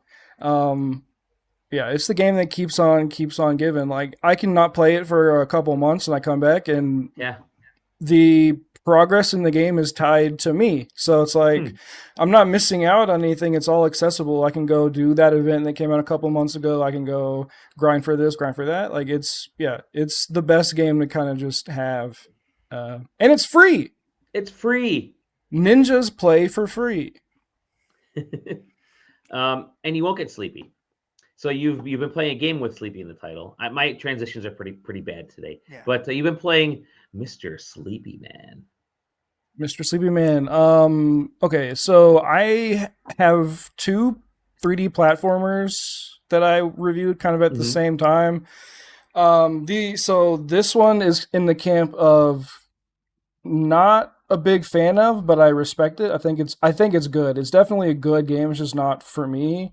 Mr. Sleepy Man is a 3D platformer about a guy that falls asleep and he wakes up in this sleepy world, and he's a little mischievous and he kind of messes with people and stuff. But it's a 3D platformer, so you go around and you collect things. But you also, in this trailer, you saw, he picks up a cash register and he causes a store to go crazy. Doing something like that will get you the equivalent of, a star in Mario. But the gameplay loop is you reset the day. So you cause a lot of havoc and can mess up, storylines within the game to progress to a certain point to get the thing, and then you reset the day, and then you do it, then everything's a blank slate, and then you can progress forward. So you can go through something, get an item that you need to go through, and then reset the day, do this. And you're just kind of messing around with people, and you're just being a little mischievous guy collecting things. So it's like Majora's Mask, but a 3D platformer. The controls they're not bad. They're just not what I want. Whenever I play a 3D platformer, I want it to feel like Mario 64. That's just kind of that's just the ideal. This is like Banjo-Kazooie, which doesn't feel horrible, but it's not it's okay. We're gonna get some emails and comments. No. I mean, I think Banjo-Kazooie is really good. I played through that actually recently for the first time. I just got bored one day and just played through it. It's a really fun game. It's just not my type of 3D platformer, that rare kind of platforming style. Isn't really my vibe. But this, I think, has enough. There's enough cool little text you can do in it with his his pillow that he uses, that he has that he can slide with, or his little blanket that he uses to glide. There's enough interesting tech between it that is not boring, so it's definitely fun if you like that. It would be fun for a speedrunner for sure. But yeah, I think the gameplay loop of it being like Majora's Mask is really interesting, though. I think that is really cool, and I think people like JJ and Sam would dig it, because that feels kind of in their camp. It's not in my camp, but definitely recommend it. Cool. You did mention it's called being an adult when you can recognize something isn't for you, but it's still good. Yeah. You said you also been playing another 3D platformer. This one's good. I like this one a lot. Okay. Put it on the screen before I say it so I don't spoil the big reveal. Mario 64. Demon Tides. This game. Woo! So the guys at Fabraz, I think, is the studio. Yep. Fabraz, they made a game called Demon Tides. And what was the first one called? Demon. Because I say demon and then school pops out. Yeah, Demon School. That's. Anyways, the first one was it was a 3D platformer, but the art was 2D.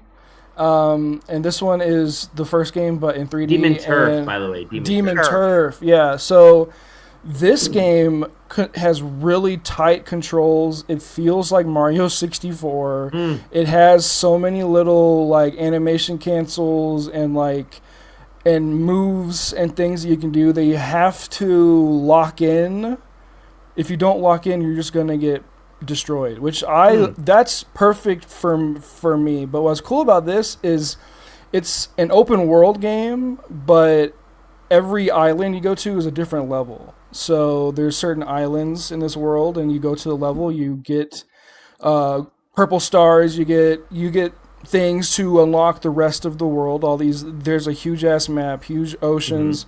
There's secret levels, and there's stores you can buy to unlock cosmetics. It's super hard, and each time you go to a level, there's the map, by the way.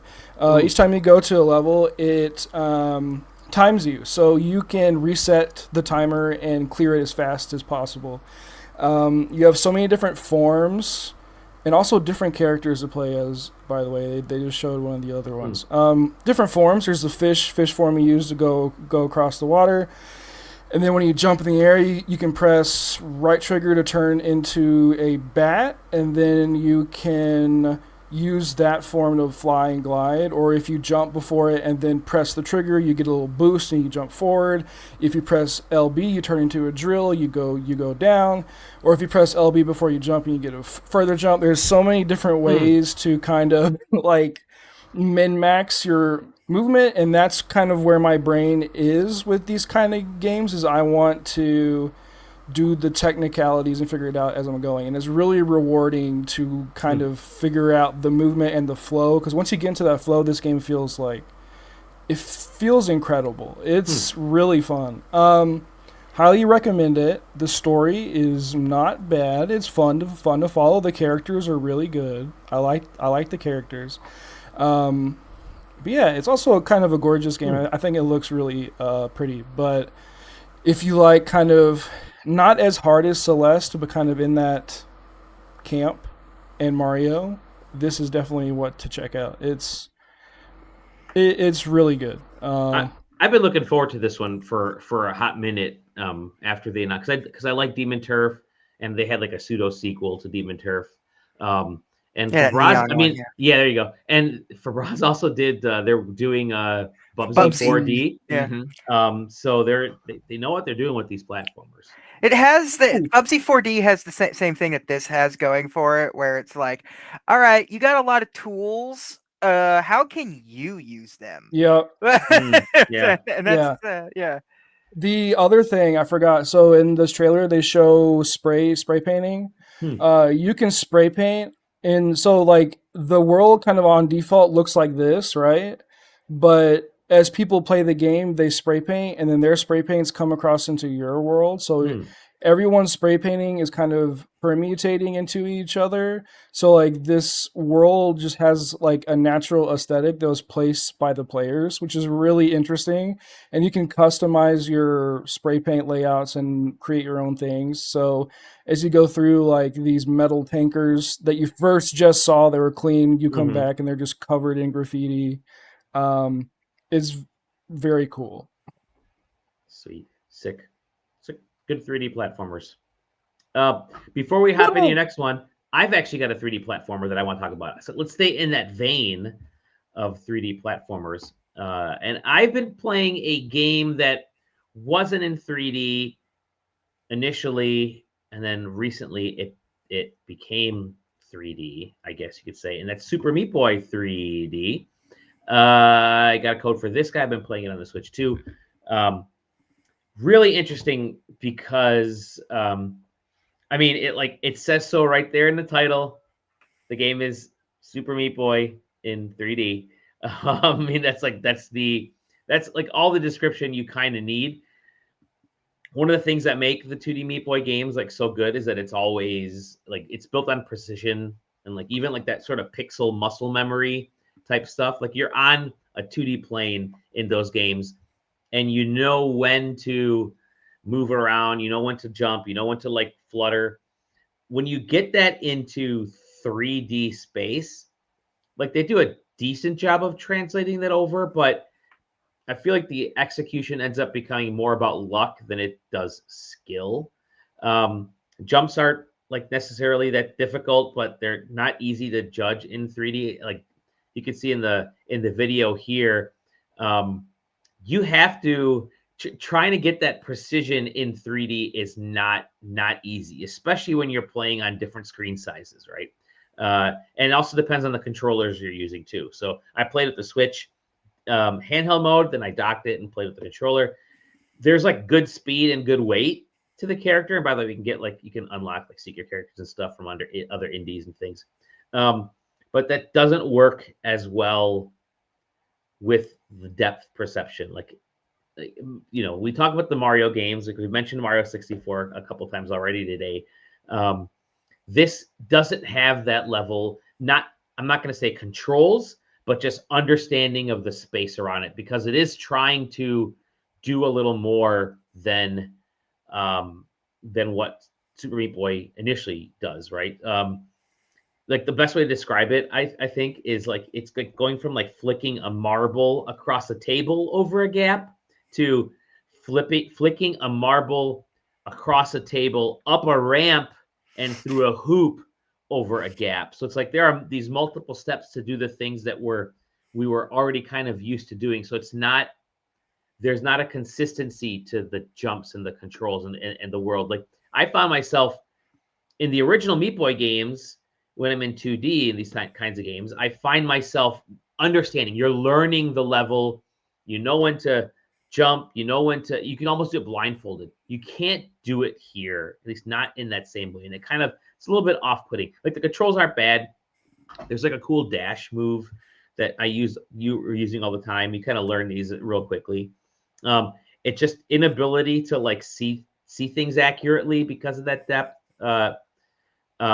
I can't tell if it's on the Switch too, if this is the issue, maybe part of it, but the design of the game has like this really weird pop in and like transparency stuff that's happening. Like if the camera is sort of static, if you get behind a wall, it's not like it's going to pan over. You're just going to be behind the wall, and the wall will be invisible, and you'll have a little bit of an outline. And that's kind of difficult to really understand where your character is located, because you can't see them. You can judge it in 2D, can't judge it as well in 3D. So it's a bit distracting, especially when like he's behind the walls and stuff. Yeah, I guess that's sort of the problem when you take something like that the punishing Twitch like platformer.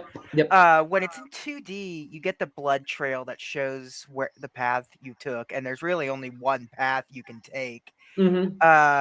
And it's just dialing the twitchiness of your fingers because but when you open it to 3D, it's like, well, now the pattern is infinite almost. There's no real patterns. There's no real patterns. Yeah.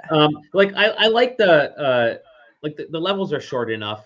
They're not like too frustrating or anything, but like I did find myself not necessarily rage quitting, but quitting a few times just while playing, because I was having issues with the whole kind of depth in the 3D space. And I had to kind of stop and then come back later when I've kind of mentally reset myself. How are level structures, I guess? So that was the thing about Meat Boy, is that was like one screen, do it, and it's a snappy, like you failed, snap, just keep going, just like rapid fire. I'm glad you asked. Like the levels are a little bit bigger than traditional Meat Boy, but they're not big levels. Like I think there's like 5 worlds or biomes, and the levels are small enough where you can kind of let me rephrase that. It's not a snappy die, get back going again. It's not like that rewind stuff. It really is, you die, you're sent all the way back to you're sent all the way back to the beginning of the level, which if you got a tricky jump, you're really hoping that your thumbstick is accurate enough to get that depth. So it's not as snappy as 2D Meat Boy, and that's the issue. It doesn't translate over as well. Granted, it's still a enjoyable game, but it's because it's just Meat Boy in 3D.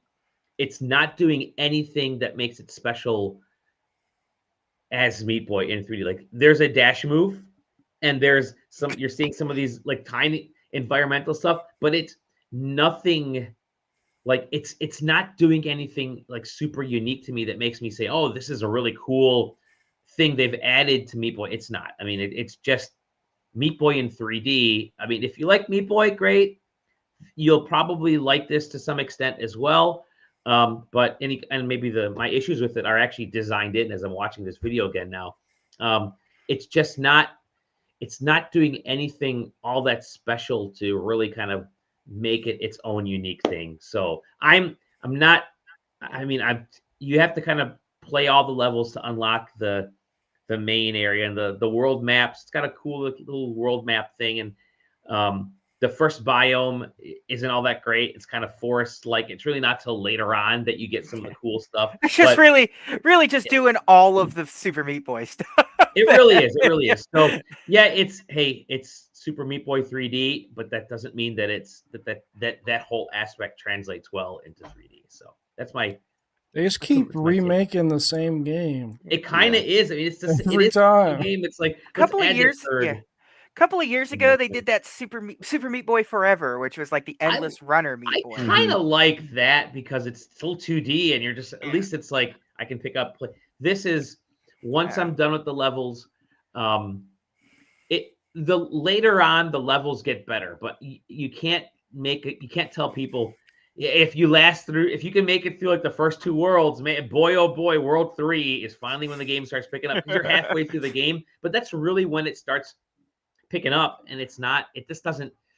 Super Meat Boy 3D. It just tells JJ mentioned it when your main focus is to be like an aggressive, precision accurate game. When you translate to 3D, you're asking like what is normally a very expressive platforming genre where it's take this moveset and figure out I've given you point A, get to point B, and do it your way. Meat Boy is a very defined, like, if you don't hit this jump, you're dead. If you don't go through this tunnel, you're dead. If you miss this platform once, you're dead. And not saying that type of stuff isn't also in other 3D platformers, but it's not every single level all the time. And you're not pulling the camera focus away from the player, changing, I assume, at certain times, control layouts to where direction inputs are. And I'm gonna kind of end my portion of it on this because it's in 3D now.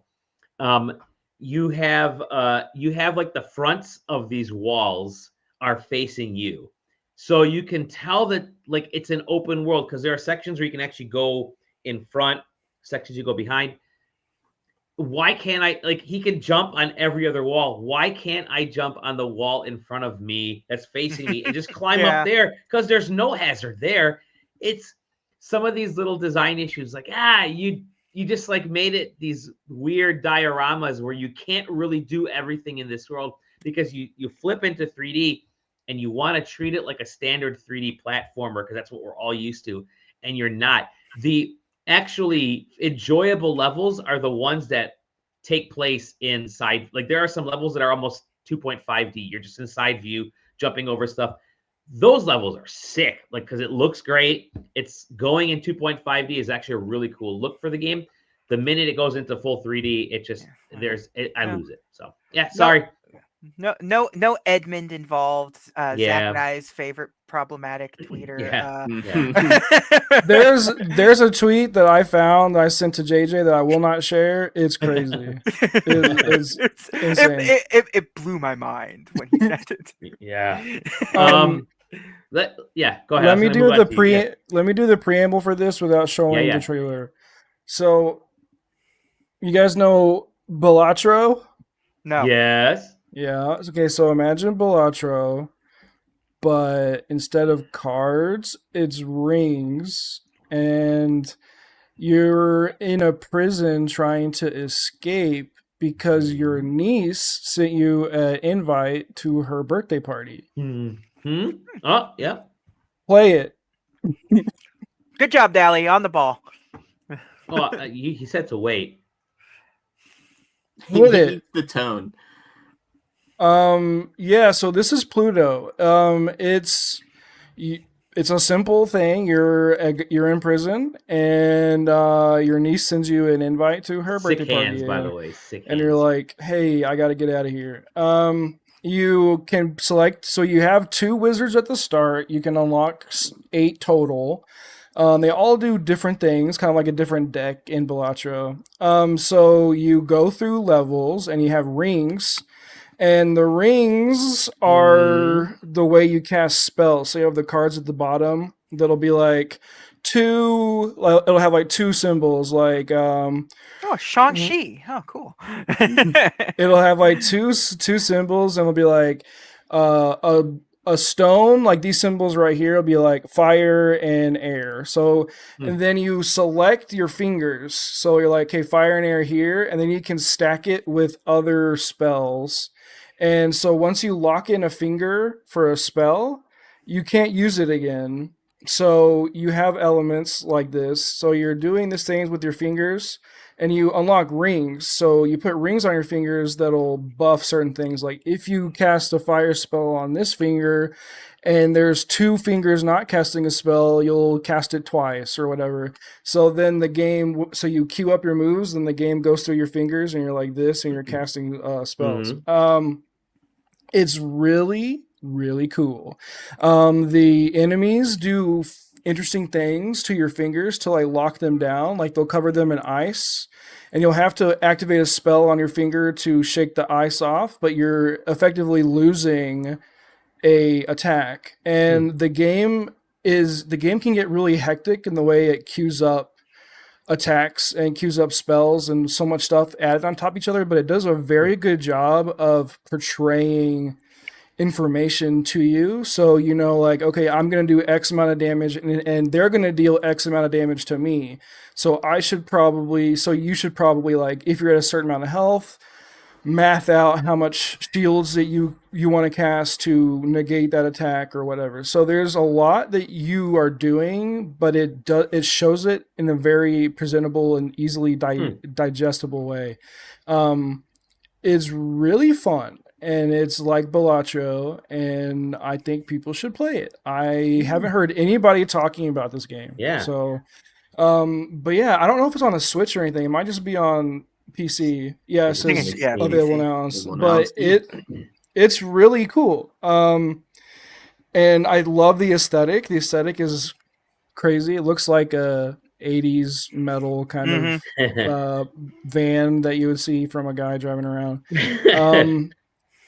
I would go to this band's show.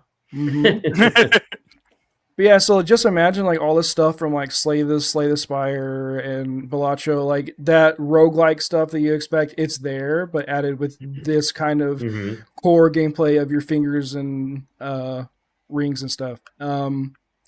Definitely check it out. I think I had no idea this game existed, and I saw the email, and the intro was about getting a birthday party invite from your niece. And I was like, okay. And I watched the trailer. I was like, I was really confused. I was like, huh? But yeah, it's super cool.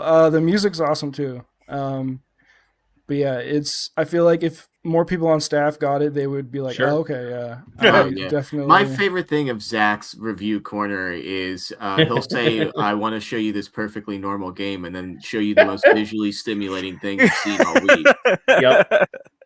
Yup.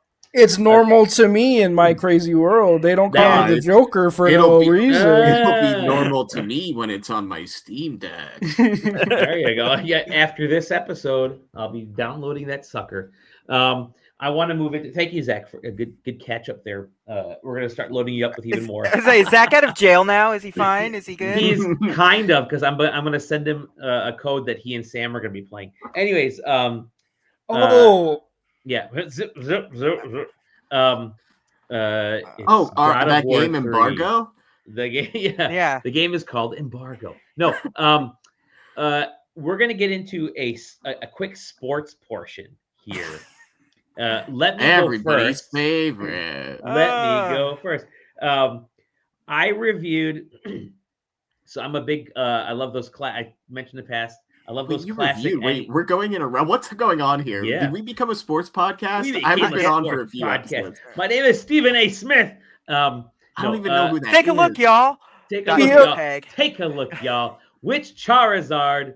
No, I'm a Listen I'm up, a- Skip. Listen up, Skip. I'm a lover of classic and NES and Super NES era, Genesis era sports games, Commodore, whatever. I reviewed Jalico Goal and Bases Loaded, like the first games in the series. They were out for like Steam and Switch, I think, at the end of last year. And those games suck, but nice idea just to get those back out there to people. And I actually did play the Goal game with my brother. I think it was Goal and Super Goal or Goal 2, whatever it was, on both those versions over the holidays. Goal 2, the sequel to Goal. Yeah. Maybe it was Super Goal, whatever. And since then, today, they've released the actual Goal 2 and Bases Loaded 2. And I got a code for Bases Loaded 2. And I mentioned before the original Bases Loaded game being kind of a crappy game because the whole point was you kind of play, but then you're supposed to, like the Super NES Bases Loaded game, you're Super Bases Loaded, you're trying to like score on like style points. Bases Loaded 2 is much more of a standard style baseball game. I'll say, so it comes with two, the collection. It comes with the Bases Loaded 2 and Super Bases Loaded 2. And don't look at the Goal in this video. They didn't release a separate video for Bases Loaded 2. They're both dumped in together. This is, I think it's Rocket Games. I'm probably screwing it up, but Bases Loaded 2 on the NES is like, I think they kind of felt obligated to make Bases Loaded 2. You throw a few teams in there and you just play baseball. It's really kind of basic. It's basic baseball. It's not until like Super Bases Loaded 2 or Bases Loaded 2, whatever, on the Super NES that it gets really fun. You start to see sort of the initial ideas of what Super NES and that 16-bit era sports games baseball games could be, because Super Bases Loaded 2, the visuals are actually kind of cool, and it uses what would have been Mode 7 back then, that if you make a play into the outfield, you're seeing the game from like a first-person view from the batter in Mode 7 looking out into the field. That was actually pretty cool from a visual standpoint. You can create your own team in Super Bases Loaded 2. You can adjust the player strengths. So I ratcheted that all the way up to like the perfect 8 on each one. It should have been perfect 7, come on, but the perfect 8 on each one. So my team was like super powerful, and I went into a 13-game season. Now, if you're not good at any sports game, like when you first play a sports game, it will take a little bit of time to understand how to play and really get by. Check out Heated Rivalry. Yeah, Heated Rivalry. It'll take some time to get the basics, and then you're rolling. The cool thing about what they've done with this little Bases Loaded collection, and I'm assuming Goal 2 as well, is that you now have a rewind feature, which means I won my first game 12-0, and I pitched a no-hitter. And it got to 12-0, and it gave me a little achievement that popped up and said you scored 10 runs. And then I realized I really don't have to play anymore. I let them strike out my team for the rest of the game, and I made sure I struck out their team. Every pitch was a strike, and I struck them out, and boy, did that feel good to cheat my way through to the championship with this super powerful team that I put together. And being OP and being able to break the game, a classic game like this, is actually kind of fun. And I do wish that more companies, more developers, when they're releasing their games, let them do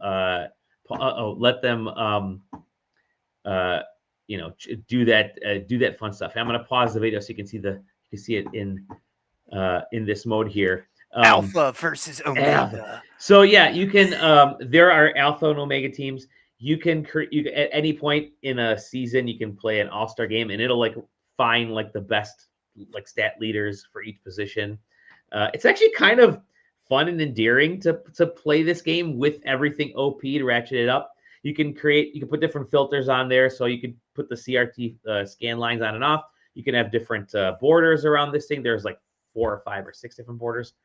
Yeah, it's bases loaded too, man. I was really surprised at how much I kind of liked it because I hated the original bases loaded game. Again, nothing to what the team here has done. I think they've actually learned how to make this collection even better from the previous game. But the original game, just a game in general, stunk. This Bases Loaded 2 is actually a pretty decent baseball game for the Super NES. It's kind of fun. So yeah, I think these games are pretty cheap and affordable. You can go out and get them for every platform now. And just being able to rewind is awesome. And oh yeah, they also have the scanned in the scanned-in books, the booklets that come with these. Yeah.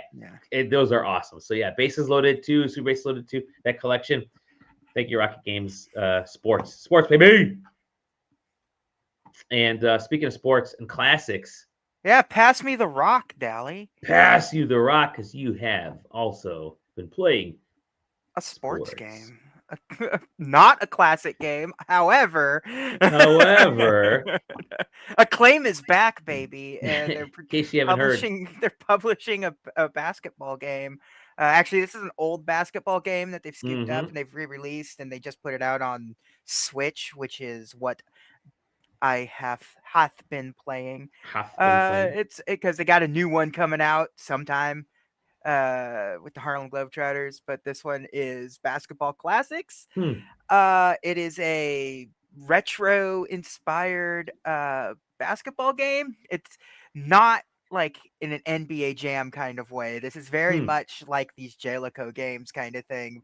It looks like it wants to be NBA Jam, but it doesn't have that sort of over the top like ridiculousness, but it's actually a really fun, competent basketball game to play. It is quick and snappy, snappier than like, the 2K games or whatever, obviously. But, you're not getting the NBA Jam itch scratched with this one. But overall, it's a fun, solid basketball game. You get to choose decades for your teams. So like I like to go dip into the like 90s where I can choose my peak Supersonics. And it's clearly every team is accounted, like the key teams are accounted for and the players are accounted for, except as you can see on the screen, it has this featureless aesthetic that's like it's not quite 8-bit, and it's also like it's like some sort of like weird hybrid between an Atari aesthetic and an NES aesthetic, but trying to half times. And trying to look like a 16-bit game at the same time. But like everything's like you recognize it's like, this is Detlef Schrempf. It's the white guy with a flat top. Brother, it is Point Guard Seattle is who it's. Yeah, Point Guard Seattle, PGC. But I'm it's got a story mode, which is crazy.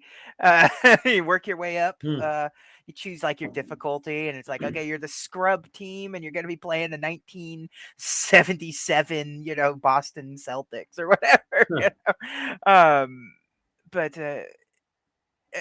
yeah, it's fun. I think it's a worthy basketball game. It's a step above a lot of the older NES style basketball games, and there's not a whole lot of the Eaton's not great for basketball in general. Like the 2K games are kind of a mess just because sports games in general are kind of a mess right now with all of the predatory practices they go into, and 2K and licensing and all that. Yeah, 2K games in particular. So it's really nice to have this be like, this is your NBA team will be represented here, even though nothing's going to be official.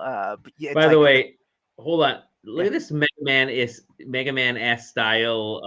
It's great.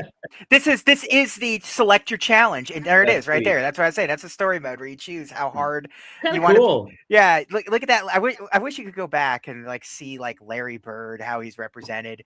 It's very funny. Like, here we go. Come on, there we go. Oh my Look goodness! look at Michael Jordan. Shooting forward, Boston, Yeah, 1985. yeah. Look at Michael Jordan up there in '89. Oh gosh, look at all that. So you have Michael Jordan, you Yeah. have Magic Johnson, Magic Johnson, you have yeah. Larry Bird, you have Charles Barkley, and that's Dr. J, right? Dr. Julius. J. Yep. Incredible. Julius Incredible. Irving, yeah. And you get their powers. Yeah, as, I think you mean legally distinct players from those areas. Yeah, I'm sorry. Yeah. Yes, correct. Yeah. If you beat Magic Johnson, you also beat HIV. It's great. But no, it's a fun game, Yeah. and I like the there's this mode right here, this thing right here. Like when you go for if you're in the paint and you go for a shot, it goes in the slam dunk animation, and it's kind of like a QTE of trying to slam dunk the ball. It's a really clever little mini game that they threw in there. I enjoy it. It's like they looks like they slammed a bunch of different like games and eras and genres together, and they're like, let's make it a basketball game. Yeah. This I think this original game's from like 2019 or something like this originally came out. I'm really interested to see like what the next one like. This gives this team some time and a bit of a budget from a claim here, and maybe they could have something special coming up. So I'm really interested in seeing how the next one turns out. 5-on-5 is crazy for an arcade basketball game too. Yeah, that's awesome. That's awesome.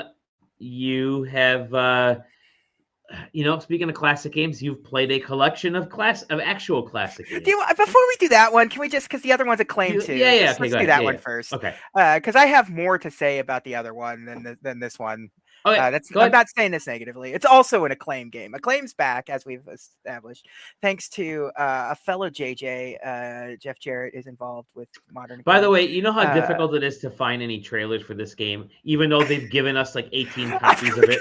All of us had, like, me and Dally, between the two of us, have like 7 copies of this game across various platforms. JJ sent me a copy because he got like an extra one, and immediately after he sent it, and I put it on my Switch, like they sent me another copy. Yeah, no, they want you to play. So if you guys want it, Sam, continue, JJ. Tell me about this game, Grid Beat. Grid Beat. It's what if Necrodancer was also Tron? I mean, that's just what if? What if you get this? It's like a dungeon crawling move to the rhythm. Hack some nodes. Hack some nodes, baby. Hack some nodes. Nerd. That was a joke for Zach, who is no longer here. He just left. Yeah. Got sick of us. No. Yeah. But I like this game. I just like a nice, simple. It's a rhythm game. I don't know what it is, but it feels like playing this on my Steam Deck has been better than playing it on my Switch. I don't know what it is, because it just feels like the timing is better on the Steam Deck. I don't know. Because you have to go through, if you play this game and don't do the like the calibration to the stuff, it's a mess, because it's very particular about the rhythm. You played Necrodancer, you know how. Well, so I was gonna ask. So it's like rhythm-based node hacking game. Is that basically what this is? Okay. Yeah, basically. And the node hacking is only every once in a while. And you're like also like so I'm going to just try to describe. Just rewind. Just rewind a little bit and pause. I guess stay here. Pause here. Oh, damn it. Keep going. Want to see, I just want to have an overhead view of a board right here. This is good enough. So, each stage has its own song. And so as you can see, there's a path that you are following. You want to move to each dot on this path in rhythm. So it's like, if it's like a duh, duh, duh, you're gonna follow it, so you gotta go there. But also you're trying to like collect pickups like power pellets from Pac-Man to get points, so you can and also it helps regenerate health because if you fall off rhythm, you start losing health, or there's enemies that are like cannons that are firing at you, and there's also like corruption on the grid, so you have to like if you land in that, you take damage, and if you take so Hmm. much damage, it's game over, and you have to start over again. And so you're kind of like, yeah, you're kind of like having these mechanics sort of work in simpatico with your brain, and it can be like later on in the game it can be kind of overwhelming at times to like, I have to dodge these cannons, I have to go up and down these weird elevators, and I have to hack these things. Like, luckily you don't get damaged, you don't really get punished for stopping. Like, if you just want to stop and gain composure, you can, as long as there's not one of those like turrets firing at you or something. Like, you can see the turrets on that screen. But and there's secrets everywhere, and it like there's like false walls, like it's Castlevania and stuff. And I mean, it's got a, you know, Edge Runner style story playing out. You're like working for like a hacker conglomeration, taking down a big company kind of thing. And also, like, when you start the game, you get to choose your character and how they're represented, and one of them is Mega Ran. Like, oh wow, which is really interesting. And like, that's one of the randomly generated names you can choose too. So it's like, oh, Mega Ran, like he's all up in this thing. It's fun. Huh. It's fun. I nobody's just came out. I mean, like, just came out when we were at PAX. Yeah, it's neat. It's, if you're looking for some sort of like if you want a Necrodancer style game, and what was the most recent one that wasn't like Rift of the Necrodancer? Yeah, like that doesn't scratch the same itch as Crypt of the Neck or Cadence of Hyrule or either of those. Like, this will scratch that itch if that's something you're kind of looking for right now. So yeah. Acclaim just kind of like, okay, they're picking up the right stuff right now. They're trying to be the next big thing. So good for them. Good for them. Last game. Hey y'all, you like comics? Like comic books? Like Marvel? Me? Yeah. They're okay. Well, if you're looking for the X-Men, well, guess what? Say no more. Say no more, baby. nice working that one in. Say no more. We got a bunch of them. I think there's 7 in this, if I recall correct. This the Marvel Maximum Collection by Limited Run Games, working on putting the Carbon engine to its test. Not really.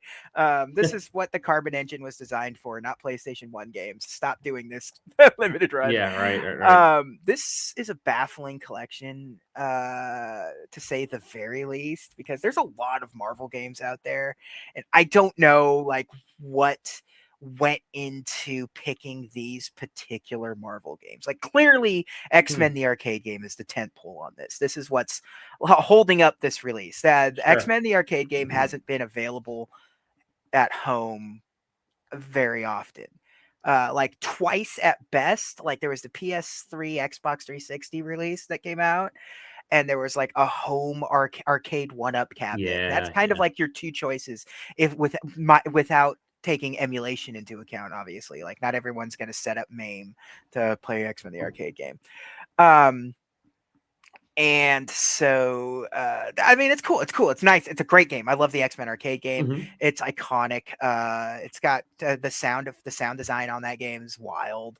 That the Colossus's scream is just burned into my brain. It's just a fun, and they went all in on it. You get 1 to 6 players, both online and offline. It's all there. It's great. And it's funny because that's like, the box prominently displays the Konami logo, and is literally the only Konami game in this collection. But like, Konami gets to take full credit for a bunch of games they had nothing to do with. It's great. The next up makes a little sense in this collection overall, and it's Captain America and the Avengers, because that started off as an arcade game too. So it's like, okay, the 2 big Marvel arcade games. It's cool, and those also had home console ports, which are represented here. You get the Genesis, the SNES, and the NES ports of Captain America and the Avengers. It's a crazy era for that. It's where you get White Vision and Hawkeye's in there, and it's before Hawkeye was like, you know, the Matt Fraction Hawkeye era and stuff. So it's like it's just kind of, it's a weird era for Marvel. Marvel comics weren't really non X-Men and Spider-Man comics weren't in a great place. So it's a very fun little because Magneto is like all over it in the Captain America and the Avengers. And it's like it's a goofy thing.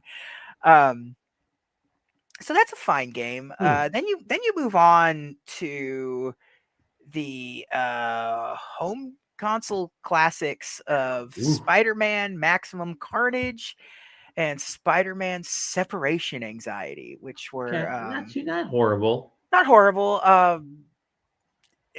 They're very hard games. They're kind of unfair, and they're not really tuned particularly great.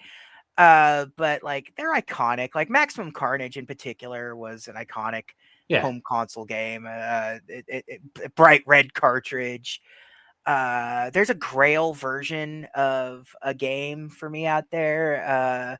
That is Maximum Carnage. QVC, the Home Shopping Network, QVC, had an exclusive version of Maximum Carnage where it came with the game, some pins, and like a hardcover version of the graphic novel, and it's like comes in like a beautiful box. It's a cool set. That'd be worth a lot right now. It's worth a lot of money. It's weird because like nobody knows. Like I found it on eBay one time. It's ridiculous.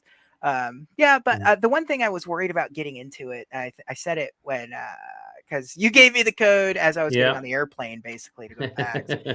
And I said it when I got in the hotel. I was like, the one thing that I was worried about is Maximum Carnage has a sick soundtrack by Green Jelly, of Serial Killer and Three Little Pigs fame. Green Jelly, and they did the soundtrack, and I was like, I don't know if that's gonna like translate over. I don't know if they're just gonna be like some generic soundtrack or whatever, but not fully intact. Green Jelly's logo, pixelated logo, pops up immediately when you start the game, and it's all there. So that made me happy. Separation Anxiety, that it's just the sequel to Maximum Carnage. It's all the same game. It plays the same. It looks the same. It's just the sequel to Maximum Carnage, also loosely based on some comic storylines at the time. This was peak Spider-Man era that those came out. Like the TV show was at a cartoon. It was hit in the comics at the time. The two biggest comics were X-Men and Spider-Man. And that's in comics in general, like just like not just at Marvel, but like at comics, Spider-Man and X-Men. You know, this is the Todd McFarlane era and Jim Lee and stuff. So yeah. And last but certainly least, not last. I forgot. Nope. Spider-Man and arcades, Spider-Man and the X-Men and Arcades Revenge or whatever it is. And you get that is just a nothing game. It is just a standard comic-based platforming action beat 'em up game with you play as Spider-Man and do some bullshit until you have to play as an X-Men and do some bullshit. It's just like, I hate that game, and it has like 5 versions in here because you get both the Game Boy and the Game Gear version, and the Game Gear version looks like shit. That's not this collection's fault. That's just the game's fault. I don't know why you picked that game. No, but it's non-memorable. But like I said, even worse is last but not least, as I said earlier, is the Silver Surfer game for the NES. I don't know why they picked this other than just to be funny. I don't know. It's a terrible game. It's like it's like the second worst Marvel game ever like put out. It was both NES games, right? Or was it? Yeah, like I would have respected it more if they put the LGN X-Men game in here as over this. Because at least then it's funny. At least then the LGN X-Men game has some like meme ability to it, because there's like like the AVGN had like one of his most popular, like earliest popular episodes was ratting on that game. But Silver Surfer's just trash. It looks bad. It plays bad. It's super hard. It's just like, it's a nightmare. I hate that game, and it's like the audacity to put it. There it is, right there. Look at it. It looks like shit. Say no more. Yeah, yeah, please. The console games, off of the main menu, you can activate cheats. which is that's nice. cool. Yeah. So, just turning on a Game Genie stuff. But for something like Silver Surfer, which I never saw the end of, if I really wanted to, I could just turn on the cheats and just kind of see the end, because I feel like the final boss of Silver Surfer was something weird. Like, it's clearly Magneto, but they don't call him Magneto, and it's just like, there's something weird about it, and I can't remember what it is, but everything runs Silver's great. not magnetic, so he's all right. Yeah, exactly. Everything runs great. Everything looks perfectly fine. It's got some good features. It's got what you want. It's got 3D representations of the box art. It's got arcade flyers. It's got manual scans. It's got concept art from all kinds of generations. It has the design doc for Maximum Carnage, which is really cool to flip through. Yeah. And it's got a jukebox, which is really good because, again, the Maximum Carnage soundtrack is an all-timer. I mean, you were talking about it, and it's just one of those things where it's like its biggest problem is just Carbon Engine stuff. Yeah. My biggest complaint is the stupidest complaint, in that it pause and rewind feel like they're flipped because they're on the right triggers. So they're on the right triggers, and I feel like, I don't know. I feel like if I wanted to pause it, pushing the opposite one feels like, because I'm constantly accidentally rewinding because my brain does not react to. I don't know what else they would do, because like we were talking about it, it's like it's kind of an awkward thing because like pushing start like doesn't bring up the menu for like the in-game, the Carbon Engine pausing menu or whatever.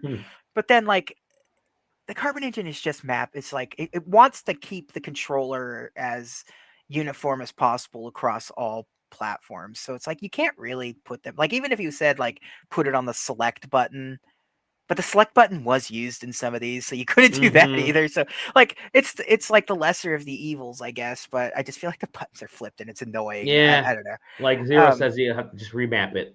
Yeah, but yeah. But I shouldn't have to. That's the you thing. Shouldn't have like to. you should.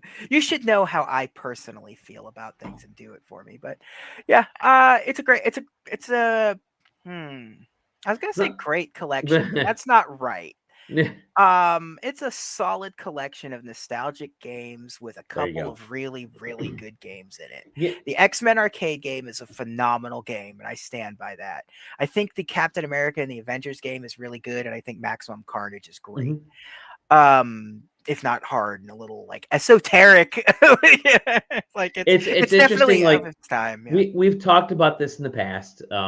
When we play these collections, and kudos to the digital clips and other companies that put these collections together, Rocket, all these things.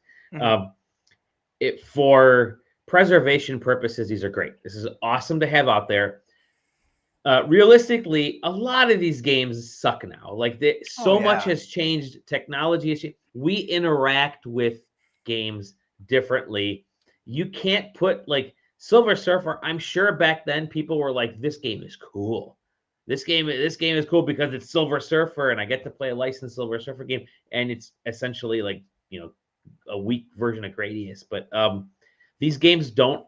Most games don't actually hold up. Yeah. But it's still cool to have them in collections because at least you can say, well, I played this back then, and here, for those of us who play these initially, it's like, oh, I have this memory of renting this game. That memory is more important than the actual game is.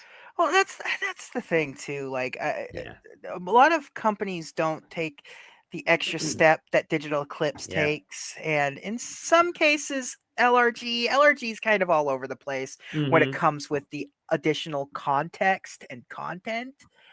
Like the Gex collection didn't really have a whole lot going for it, but the Bubsy collection, despite being bad games, like Bubsy is iconic in his own way, and they actually kind of packed it with stuff. Like you can even watch the pilot of the cartoon in it, and they've got like interviews and design docs, and Digital Eclipse is in a realm of their own, especially with the gold label. But Like so it hurts more when you get like a collection like you know, like those Jalico collections you were getting, which are fine on their best day, but like you're not giving me any reason to buy your collection other than like let's be realistic here. Like you know, cut this out of the review if you want, but you can emulate any single one of these with no problem on your cell phone right now. But like some of these don't even give you like quality of life updates, which is always kind of hurts when you don't even get like rewind. I forget what game I forget what game I played recently where I said it didn't even have a rewind. I feel like it was like R-Type or something. That should be in every game. Yeah, like it's like or like even something stupid like it didn't have scan lines option. Like I know it's dumb and nobody uses it, but like that's the bare bones minimum you should include as rewind, save states. Like that's save states. If you don't include this stuff, and a lot of them just there's collections out there that don't. They're just dumping ROMs onto a whatever the eShop and calling it an afternoon. At least there's stuff here where it's like the X-Men game is also like some of these games are presented in context too, you know, so that's important for these and like the X-Men arcade game being kind of a rare I can own this game. You know, it's like as of right now, this is the only real way you can own the X-Men arcade game because they obviously the 360 legally, PS3 version have been delisted for years now, and I don't even think they manufacture the Arcade 1-Up title anymore. So like this is it. If you want to own, quote unquote, own the X-Men arcade game, have a copy for your physical collection. This is it. This is your one time. But you can emulate it, but who cares? Like this is, you know, that's not the point of some of these collections. So not one of the stronger collections, but in terms of like these LRG collections, it's definitely one of the stronger ones they've put out in recent years, but they've been focusing on PS1 stuff lately, which has not been overly successful. So Sam, you got anything you want to talk about, or you drained? I don't have anything else. Yeah, I mean, PAX East was a lot. You did the PAX rundown for us. We've been back for like a week. It still feels like I haven't caught up to real life. We did this for 2 and almost a half hours. Yeah. But hey, I'm out of review jail temporarily. You still got something in temporarily. You have a game that's I don't think it's out yet. I don't think the embargo's lifted yet. So. I've got a few pre-sentencing. I've got a few that I've just gotta do the post the videos for. I only got like one that's out of that I gotta worry about. So good stuff. Happy birthday, SideQuesting. 17 whole freaking years on Sunday. I'm gonna eat more cheesecake or something. We'll see. I'm pecking at my cake all podcast. Same here. I shouldn't eat cheesecake at 11:30, but it's here. It was good. It's been a good run. No, it's been a hell of a year in gaming. I'm sure it'll be another hell of a year. The next time any of us will see each other in person, Sam and I will be at Summer Game Fest. If you're a company that's going to be at Summer Game Fest, let us know. I mean, we'll be on the email blasts over there anyways. But and we got fun stuff coming up, I guess. We've have ideas for next year's 7 out of 10 panel already. Whew, it's gonna be before we know it, we'll be at PAX East next year. So with that, yeehaw. With that, thank you, Zero. Happy birthday. Thank you to everybody. Nola hopped on there. He was Finn's been hanging out with us all over the place. It's very funny when you look at Finn's like social media feed because he shares our exact same totally like every time you see like, hey, I recognize that game. We gave it a Critics' Choice Award. He's giving it a sock. Like, love it. Like, oh, I love it. Yeah, hell yeah, Finn. And we always welcome we'll get him back on the show. He was on a couple weeks ago, I think. So we'll get him back on here. But good times all around. Thank you. Really, thank you, X. Thank you, everybody. Thank you, randos who are trying to just sell us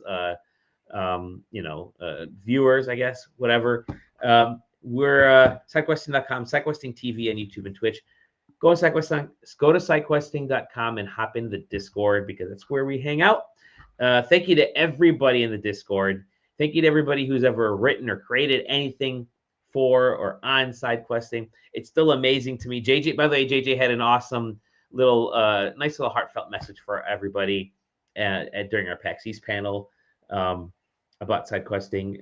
It's just cool to see how many folks have gone on to like continue their journeys in the game industry. Like we're just doing it. None of us are going to be hired. Like the three of us here, Taylor, maybe if anybody, maybe Zach, because he's so hardcore. But like the rest of us, so we're just kind of in it to enjoy ourselves, and this is our side quest. But it's cool to see people make it all the way to accepting awards on the stage at the Game Awards. So that's always awesome to see how our little website continues to be. So with that, JJ, thank you. Sam, thank you. Love you, dudes. I'm high-fiving. I'm sure Sam is low-fiving there. I could scream to the waveform. There you go. Yeah. Happy birthday! That work for you or no? Your spouse is gonna throw crap at you right now for screaming that loudly. No, my one's sleeping and just looking at me like I'm a madman, but otherwise, I mean, you are. Yeah, that's. It was great to see you guys. I will say it was great to see you guys again. It was awesome. Always highlighted my year. Yeah, for sure. Totally. Bye, everybody. Happy birthday. Bye-bye. Happy birthday.